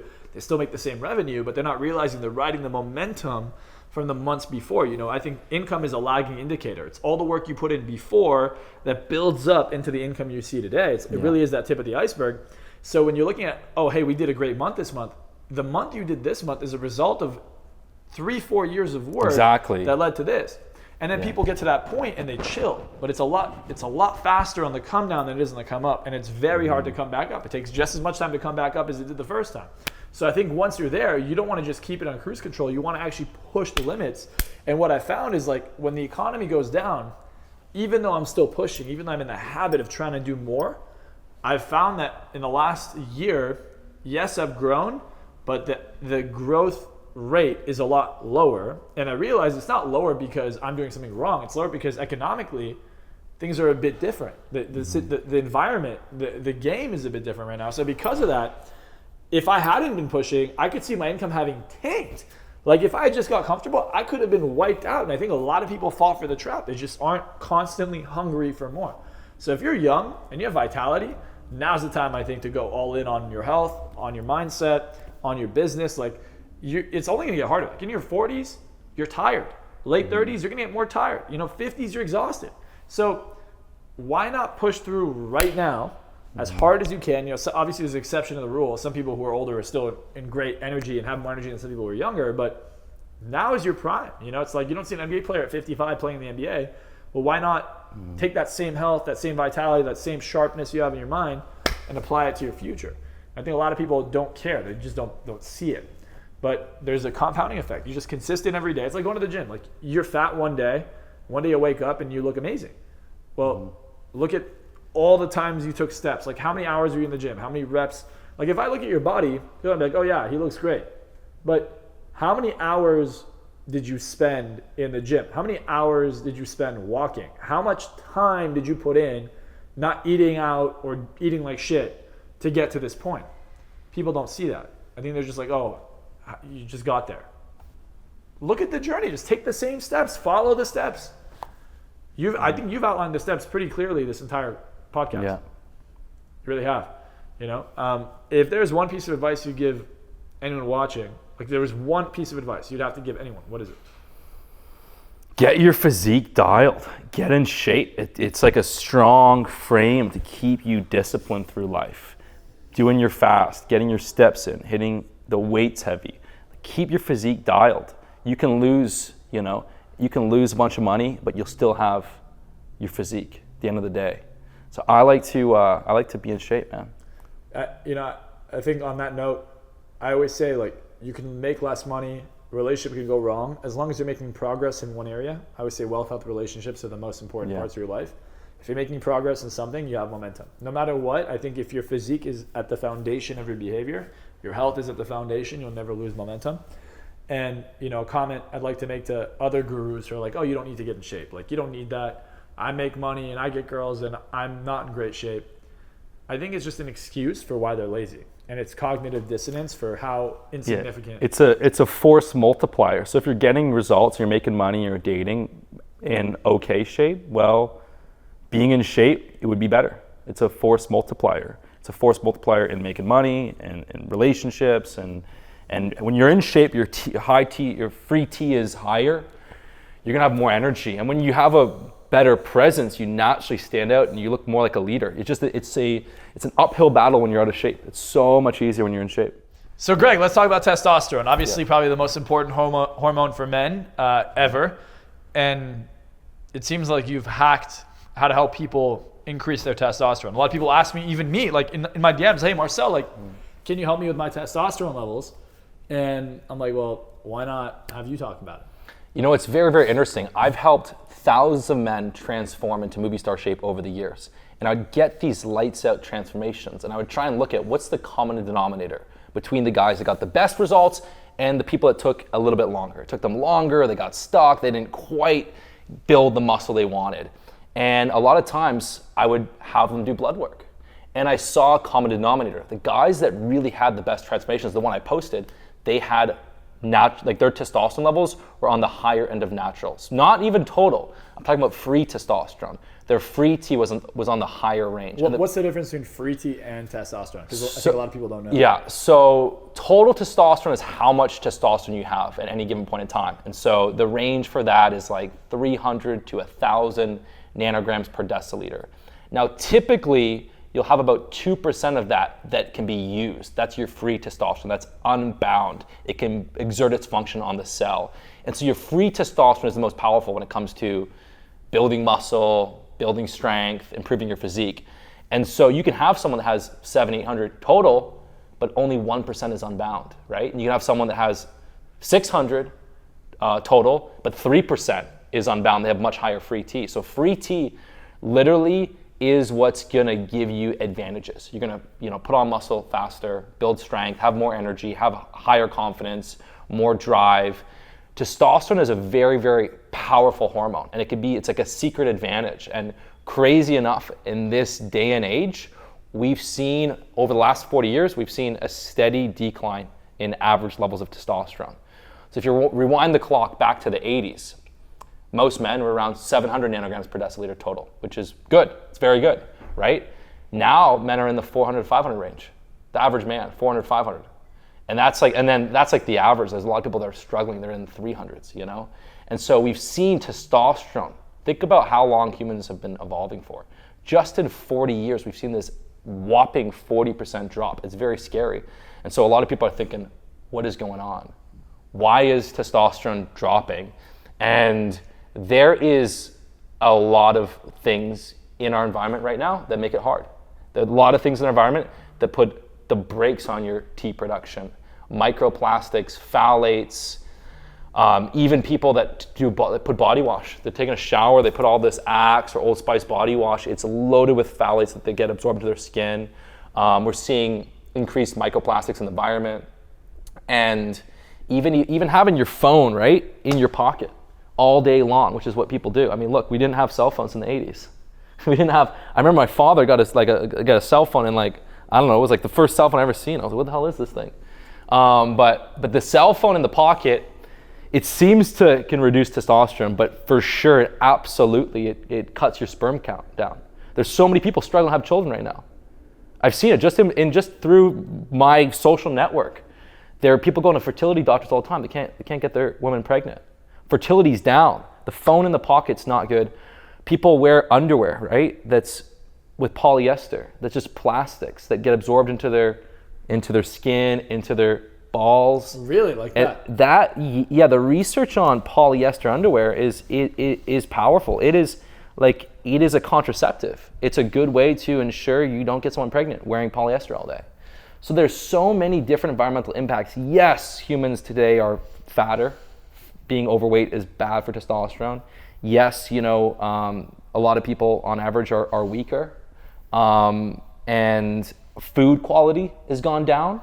So if you look at what we ate back in 40 years ago till now, guess what? We're eating more grains, more processed grains. We're eating more vegetable oils, more oils and grains, and less wholesome food, less beef. I'm huge on eating beef. High quality beef, fruits, potatoes. You like beef more than chicken? Yeah, I do. I mean, for flavor or for results? Both. So, I mean, obviously, I'm way more excited to eat steak than chicken. Chicken's a little bit bland, but steak is a powerhouse of nutrients. Google it. Google all the micronutrients in 8-ounce, 16-ounce steak. It is crazy. And even steak is a good source of creatine, carnitine. So steak is a power. I will eat steak, a pound of steak, minimum 4 or 5 days a week. And let me ask you this. What is someone's watching this, they got tested, they got 200 T. Yeah. It's just, my sister has higher T than them, right? Right. Now, what do they do?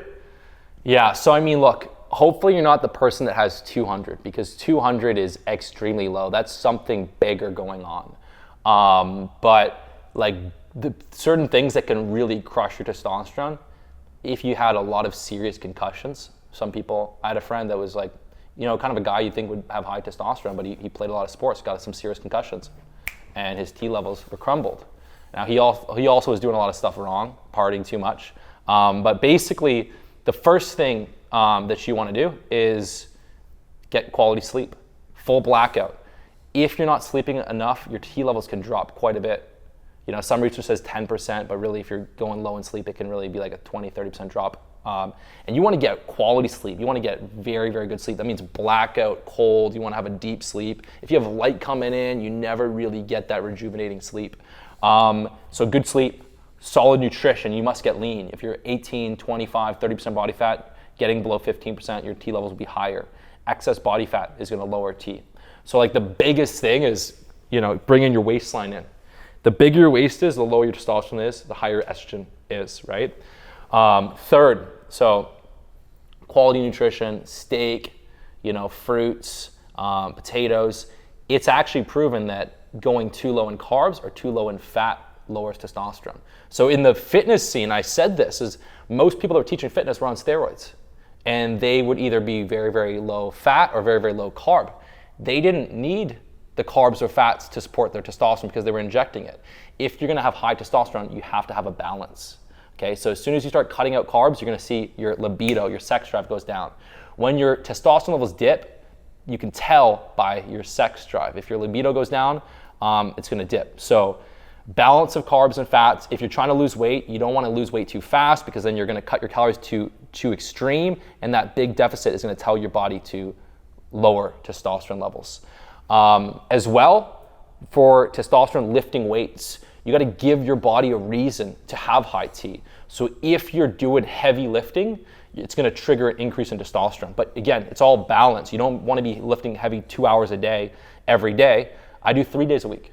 3 days a week in the gym, hit 4 or 5 exercises, push hard, focus on adding a rep, progressive overload, lifting heavy weights.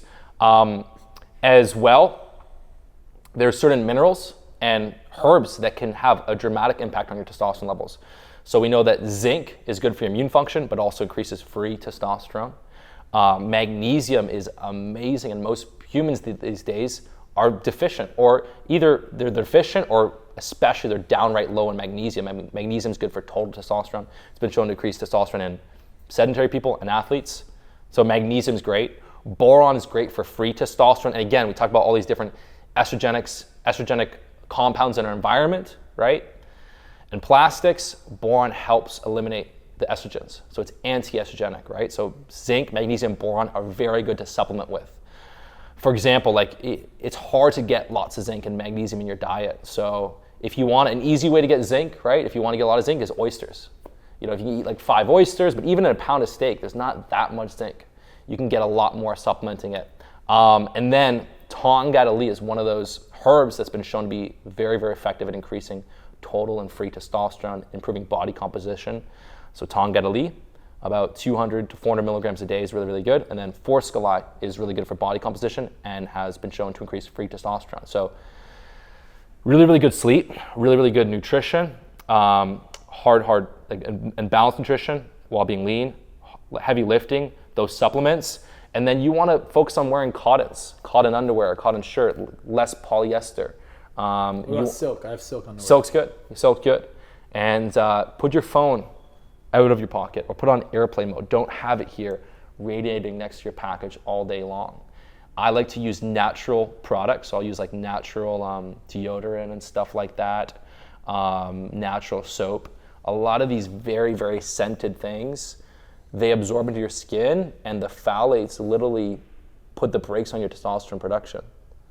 And when you do these steps, I've seen it. I've had people go through my Mojo, my whole Mojo mastery system, and I've had guys go from 400 to 800. It didn't happen overnight. It took like 6 months, but their testosterone's doubled. And at the very minimum, people will go up 100, 200 points, and their free T will increase substantially. And it's really, really cool. I had even a friend here, Bridger. I'll put the link, by the way, for Mojo inside of the description. So if you're watching this, make sure you get some Mojo because. Thank you. And like I've seen it with Bridger. I was lifting with him, and he was like not adding weight, right? His strength was stuck. He was stuck. I'm like, come on, bro. Like, what are you doing? I'm here with you. Let's hit these PRs. And my free testosterone is in the 20s, which is the very high, the upper range of natural. And I had him do his blood work, and he said, dude, my testosterone's high. It's really, really high. My testosterone's great. I shouldn't have an issue. And I said, show me the blood work. So he showed me the blood work, and I'm like, okay, your total is very good. Okay, it's like almost 800. But your free testosterone was like 6 nanograms per deciliter. That's low, right? So mine was like 4 times higher, my free. So he had all this testosterone, but all his testosterone was bound up. He couldn't do much for muscle building. And so I got him on the Mojo, and in like 4 months, he started to like, his strength was going up. He was lifting the 100-pound dumbbells on incline. His strength was going up. He was getting bigger. He was putting on muscle. And I had him get his free T checked, and it was like 16, 17. So it went from 6 to like almost 18, like almost a 3x. And it was way easier for him to gain muscle. I'm curious if you tell me what, I have my blood work here. Let's take a look. And I'm actually curious to see what your thoughts are. I think they're, based on what you're saying, it seems like my blood work is pretty ridiculous, but that's my testosterone on the top. Yep. Yeah, okay, it's very, very solid. Yeah, so your free is 22.9. Yeah. And then the total is 890. So the only thing I would worry about is when did you get this done? This was 3 months ago. Yeah, so you've been doing hard dieting, and so that can cause it to dip. So I would anytime you're losing more than a pound a week, you're gonna see a drop in testosterone. When does it stabilize? When you go back into maintenance? Yeah, look, when you have bodybuilders or like natural bodybuilders that get in shape for competition, and they get their blood levels checked, their testosterone levels are like females, because they get so lean and they deplete their carbs, they do too much cardio, and it could take them months to rebound. But if you cut slowly and correctly and you don't get to 4% body fat, you get to like 8% or 9%, then you'll be fine. But yeah, you don't want to lose weight too fast. It can rebound for sure, but I'm very much in like, you know what, once you start looking good, if you have 50 pounds to lose and you want to go aggressive, fine. But when you're on the last 10, 15 pounds, there's no rush. You already look pretty good. Let's just focus on enjoying the journey and looking a little bit better every week. But yeah, this is the top end of natural. I think a lot of it has to do with mindset too. I know a lot of guys. This is high testosterone, but you know what's funny is I talk about this, like just what you're about to say, the mindset. I'll tell some of these guys that the body follows the mind. And so a lot of these guys I see that are struggling, they crystallize their low T, the way they act, the way they think. Everything is when you win in life, your free T goes up. When you lose, it goes down. They look at their life like they're losing constantly. And they look at other people, they're doing so well, I'm doing shitty, well, this isn't fair. They victimize themselves. This is not good for testosterone. That's cortisol. Yeah. That's behavior, it comes from cortisol. I know serotonin is strongly linked to testosterone. So if you increase your serotonin levels, status, and confidence, right? You increase that, there's a direct correlation to what I've seen, and not just with me, but with apes as well, to a massive increase in testosterone, a 2 to 3x increase. So when your status increases, so does testosterone. A lot of the times you think it's your testosterone that creates the status, it's actually inverse. I think it's inversed. I think it's when you change your mindset, your habits change, your behavior changes, your diet changes, and then testosterone changes. It all starts in the mind. And I think a lot of people discount that. They're like, oh, well, how do I just, well, like, what's your thoughts on injecting testosterone? Like all these guys are injecting testosterone. I wouldn't ever inject it. How come? Well, first of all, there's a whole bunch of side effects with ingesting testosterone. And there's two things to look at. There's TRT, injecting it like trying to hit natural doses, and then sort of the bodybuilding angle, which is doing very, very high doses. But let's say you go TRT, like let's just say, the trend. I haven't seen like the best case studies of it. If you're on TRT for 20, 30 plus years, like it's gonna age you. And most people that say they're doing TRT are pushing their testosterone much higher than natural doses. I think the highest quality of life is getting your T levels to a very good spot naturally. That's the best case scenario. And if you're injecting, doing TRT, your fertility levels go down. You pretty much, once you go on it, it's like once you're on it for a significant amount of time, you're not going to want to go off it. You can't get off it, right? Can you? I mean, you can, but now your T levels are going to be much lower. Forever? If you're injecting, depends, but for a lot of people, it's going to be very hard for it to come back. But as soon as you're injecting testosterone more for extended period of time, for months, it's going to shut down your body's fertility. It's going to tell your body to stop producing testosterone. And I'm thinking about like, how can I have, my lens is like, it's not like 1 year, 2 years, 5 years. My lens is like, how can I be in the best possible shape for life? How can I be the most youthful version of myself for life? And that means optimizing your testosterone naturally. And the coolest thing is that when your natural testosterone levels as a man, it's a blueprint, right? It's a feedback mechanism, because all right, you try a certain diet and your testosterone levels go down. Well, guess what? That diet's not very, very good for you.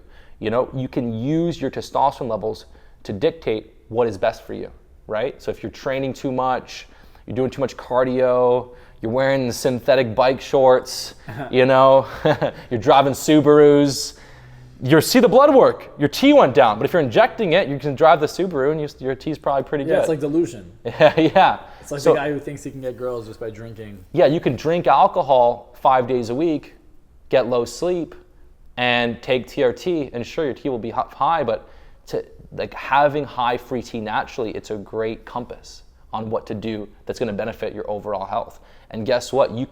People don't think, I've seen so many people get their free T levels up through the right supplements, nutrition, training, steps, and mindset. The mindset you can't discount, because you can you can lower your testosterone levels in real time, you know? You can go out to a social gathering, you can sit like this and you can be shy and never take action and victimize yourself and make excuses. Or, you know, you can keep your chin up high, you can take up space, you can look people in the eye, and you can just signal to your body to produce more testosterone. You know, I think it's really funny because they did a study with women, and they're like, hey, which t-shirt smells the best, right? They took all these sweaty guys, and they found that the men with the most testosterone smelled the best to women. Even the ones that smelled like shit, they had the most testosterone. And you want to hear a funny part about that study? Was that it was the most powerful, this scent, the higher testosterone, was the most powerful to the women that were ovulating. Oh. So the women that were like ready to get pregnant were hyper responders to the testosterone. You know, women are more likely to cheat during ovulation period than any other time in their entire cycle.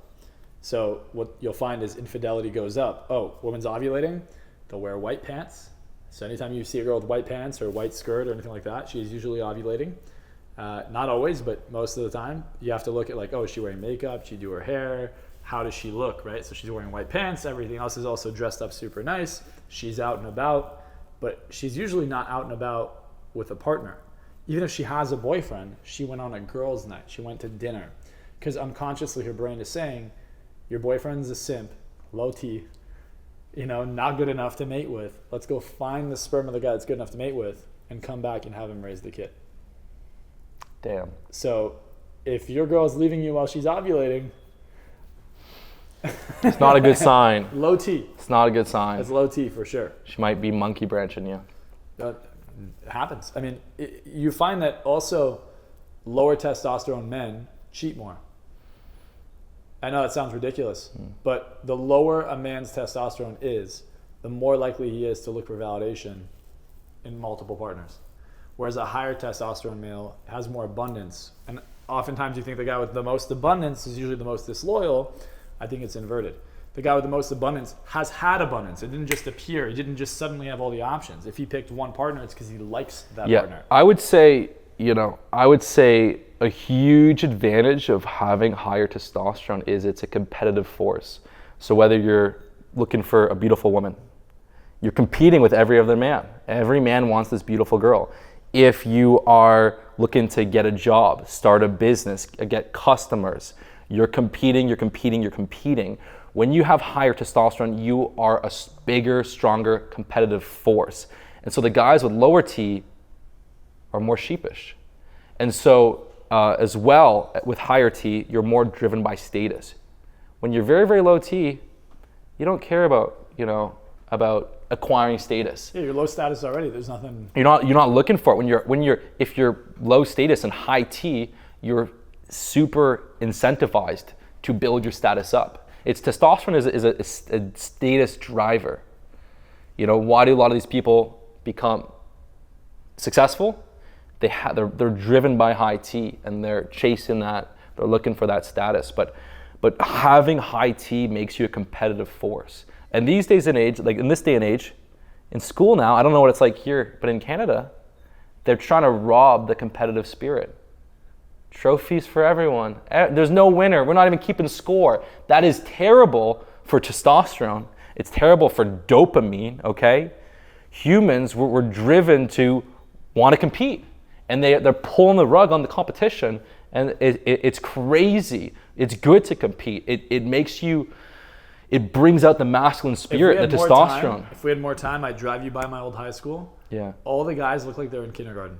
I swear to God, I was like, God damn, what the, like I saw the football team, I was like, what the fuck? Bro, when I was in high school, the football team, I'd still be scared of that fucking team. Yeah, but I looked at my freaking dad's high school photos. I'm like, what the fuck is this? I wouldn't fit in. I'm like, these are 17, 16-year-olds? Everyone's a fucking man, you know? Yeah. No, it's absurd. I mean, I think the pendulum's swinging back the other direction because you had like the Andrew Tate movement a little bit, and that kind of jolted things into a better place.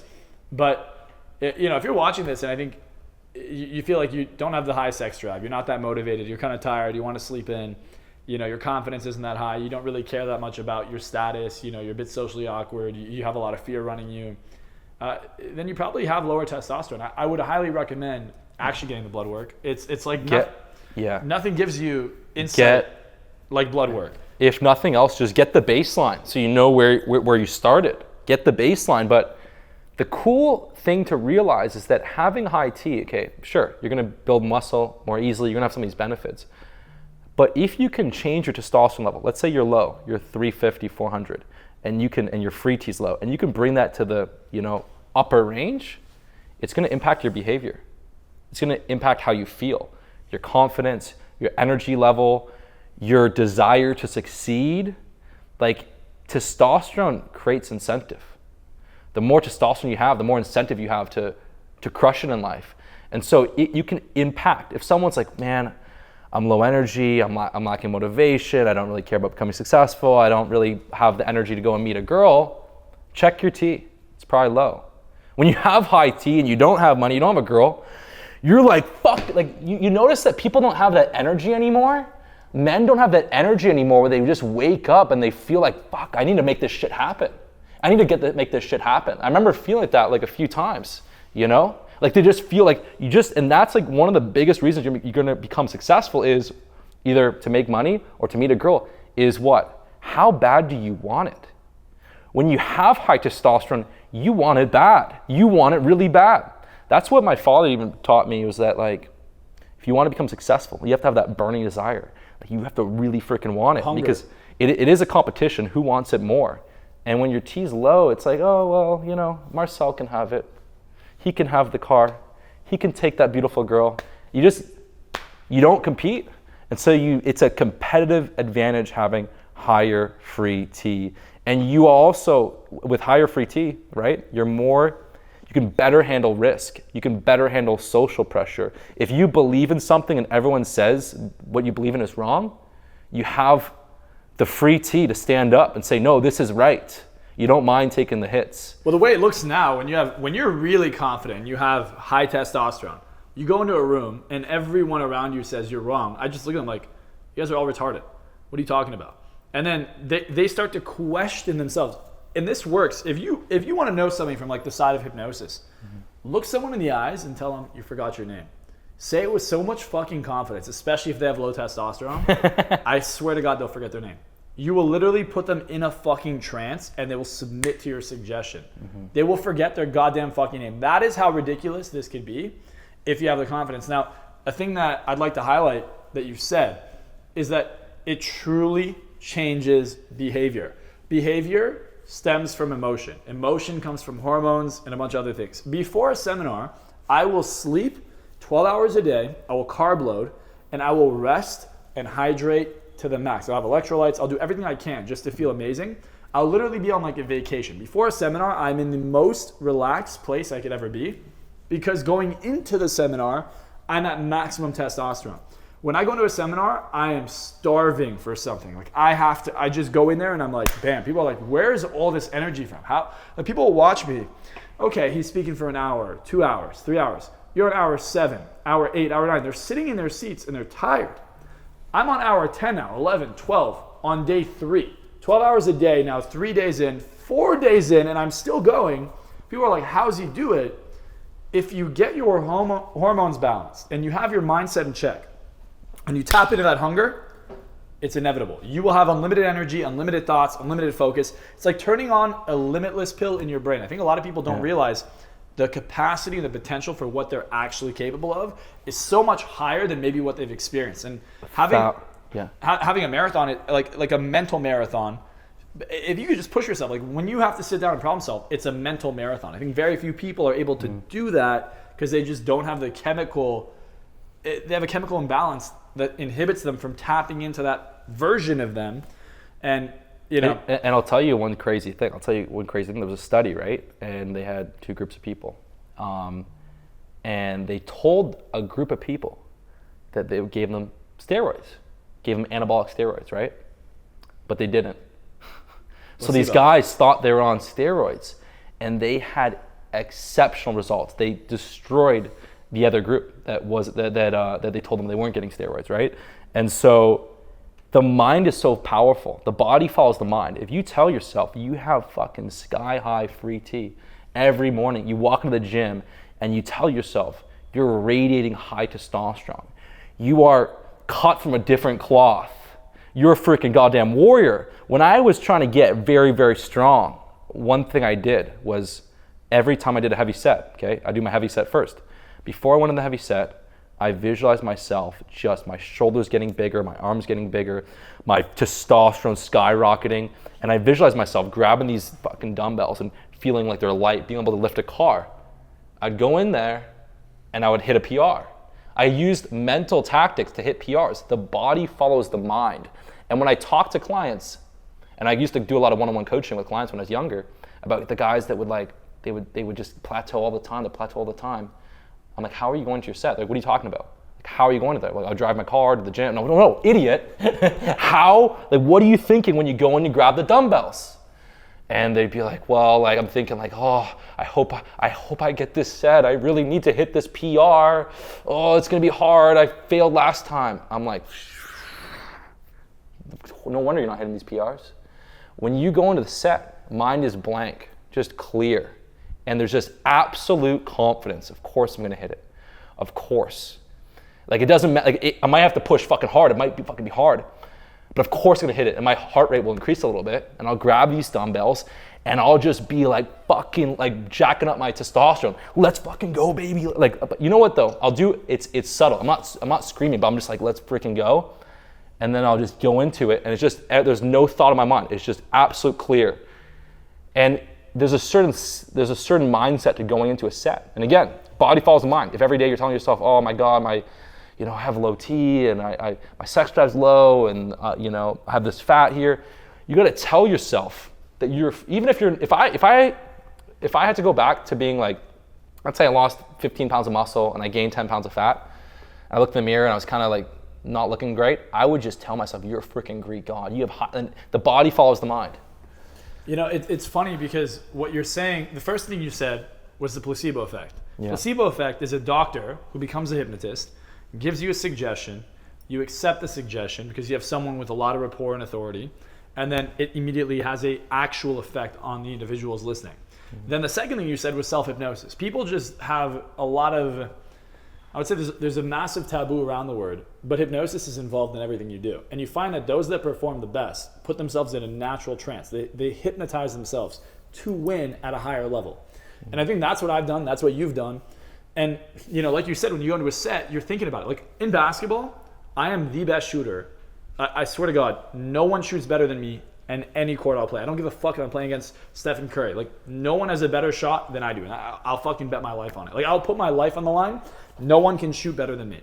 And people will be like, that's a cocky thing to say. Why aren't you in the NBA? Because I don't want to be in the goddamn fucking NBA. If I wanted to be in that fucking NBA, I'd be the best fucking player in the NBA. Mm-hmm. But I don't want to be in the NBA. I want to do what I'm fucking doing now. So in my mind, when I get on the court, I'm the best player. Like when I played volleyball in high school, I won a championship in varsity my first season ever playing volleyball. I went from JV, not playing at all, I got like our first tournament 2 weeks into playing. I got MVP, 54 teams. We were undefeated. We won. We ended up we had the highest record to date in the entire school.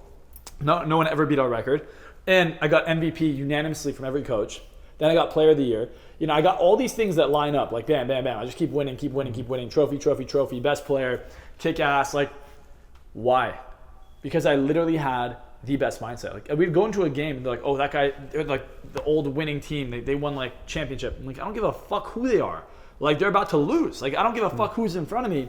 That's the mentality you should have whenever. Like I don't even look at other people. Like, forget other people. That's my mentality when I look at the version of me from yesterday. When I wake up today, I'm about to motherfucking murder the version of me yesterday. Like I go to the gym. That guy's a bitch. Last time I picked up this weight, that motherfucker lifted 80. I'm lifting 85. Like I'm gonna do an extra rep. And you find that every time you push, there's always a little bit more inside of you. There's always another level. I think a lot of people just are scared to push, and that's what I said earlier, like in part 1 of the podcast. You have to be willing to go into the uncomfort. I am uncomfortable being stagnant. If I see something not progressing, I feel like I'm dying. I feel like I'm dying if things aren't improving. And I love what you said because it's so fucking true. And when I look at someone and I'm like, hey, what are your goals? And they're like, I don't know, I want to make 500 more every month. I literally, why are you alive? You might as well jump off a bridge. Like, what is this mindset? Is mindset straight up saying like, take my nuts and cut them off? Like, they should not be allowed to reproduce with that mindset. Like it's appalling. Yeah, the worst thing I see is when people shit on everyone else's success. And they're losers. Yeah, because whenever you shit on someone else's success, you curtail your own success. You ever see a hater doing better than you? No. So you want to and this is it keeps you down. It makes you feel good. If someone's crushing it, it makes you feel good to pull them down a little bit to make yourself feel better about you, but you're only pulling yourself down. So when you see someone succeed, you want to be like, hell yeah, he's crushing it. You see my new cars, you're like, bro, fucking awesome. Yeah. You know, I have other friends that are not my friends anymore. Every time I buy a new car, they disappear for a couple weeks. They can't handle the jealousy. They stop talking to me. So one of the last times this happened, when I got the McLaren, 3 of my friends that do this all the time, I just blocked their numbers. Oh, you guys didn't say congrats? I know you saw it. You didn't hit me up. You didn't want to say congrats? No problem. I'll make your life easy. Get out. You know, to me, I'm so quick to cut people off because I just don't, if I have to think about it, if it makes me feel bad, even for a millisecond, not my friend. You know, your friend sees you win, they should be like, bro, when are you taking me for a ride? That's fucking awesome. I need to go get one. My friend Jan, I'm not sure if you ever seen him. No. On my story. So he bought an F8. Yeah. He comes over and he's like, get in the F8. I'm like, bro, I can't get in the F8. He's like, get in. I'm like, bro, I can't get in. If I get in, I'll buy it. So he lowered his. He has a sick ass exhaust. I get in it. Next day I buy the F8. I'm like, fuck. Right? Because I know how I think. He sees my 765. He goes, I need to go get one. He bought a truck. So we went off-roading. I took him my TRX. He's like, I'm buying one. So he ordered How much one of those? So it's 100. Mine's 150K. I have the final edition. So I have the last one. But you can get it for like one new. It's the last 2 they're making it. You get it for like 125, 130, but they're all over sticker. Let's just say you get MSRP 125. You won't, but if you can, 125. It's a beast of a fucking truck. If you like off-roading, 700 horsepower, it's a crazy-ass car. Sick. But long story short, anytime you see a friend that's like doing something and they win, you want to win more. Like, oh, if you said, hey, Marcel, I just had a $7 million month. Let's just say you said that. My mind would go, how did he do it? Even if you lied to me, but I believed you, I would go, how do you do it? And I'd have to match it. I'm like, I don't even feel like I should be, like, I'm not good enough to be your friend at that point. You know, like I'm like, fuck, I have to level up or I'm not good enough to be his friend. And back to what we were talking about earlier, if you see a beautiful girl, maybe you only see one once in a blue moon and you want to approach her and then you don't, that lack of action is not good for testosterone. But if you can conquer that fear and do something that gives you that, oh my God, I'm nervous to do this, and you conquer it, you get this boost. You can feel it after. You get this boost in free T. It feels good no matter how it goes. And so if you're constantly wanting to do something and then you choke yourself, you suppress yourself, you put the brakes on yourself all the time, you're gonna support lower T. I have a great story about that. So I went to go eat dinner, and I go into this restaurant, and you order your food at the cashier. You go sit down, you take a number, they bring you your food. At the cash register, the prettiest girl ever, right? And earlier I saw like a guy hugging her or whatever, and he's like the manager of the restaurant. And I guess it's her boyfriend or something. Yeah. But how often do you see someone this pretty? I almost never do. And in my mind, I'm like, you know what? I don't really give a fuck if that's her boyfriend. Like, I'm still gonna shoot my shot. I'm gonna do my thing.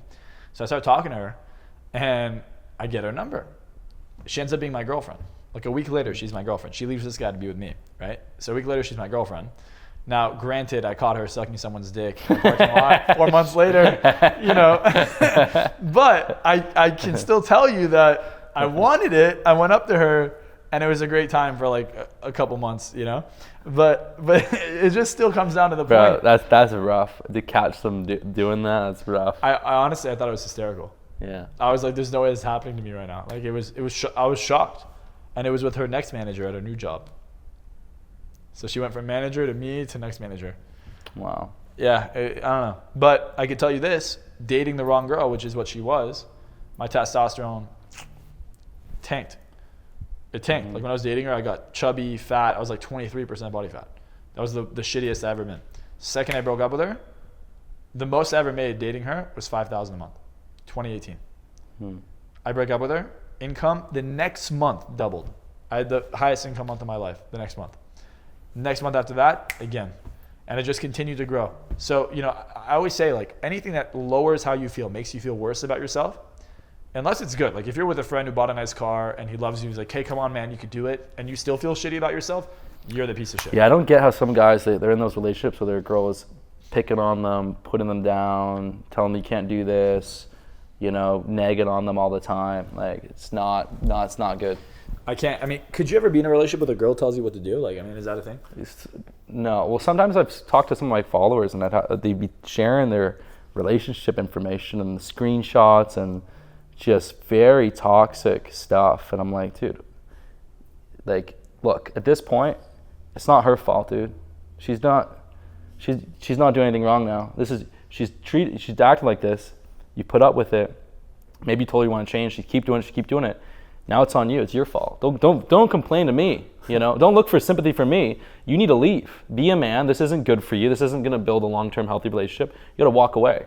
But some guys just they don't do that. They don't have the balls to walk away. They stay in there and they just suppress their goals, their self. But for the viewer listening, like there is so much power in getting your free T handled, getting quality sleep, lifting weights, proper nutrition. As you see your free T go up and using the right thoughts, the body follows the mind. Step into the gym, tell yourself, I'm a freaking machine.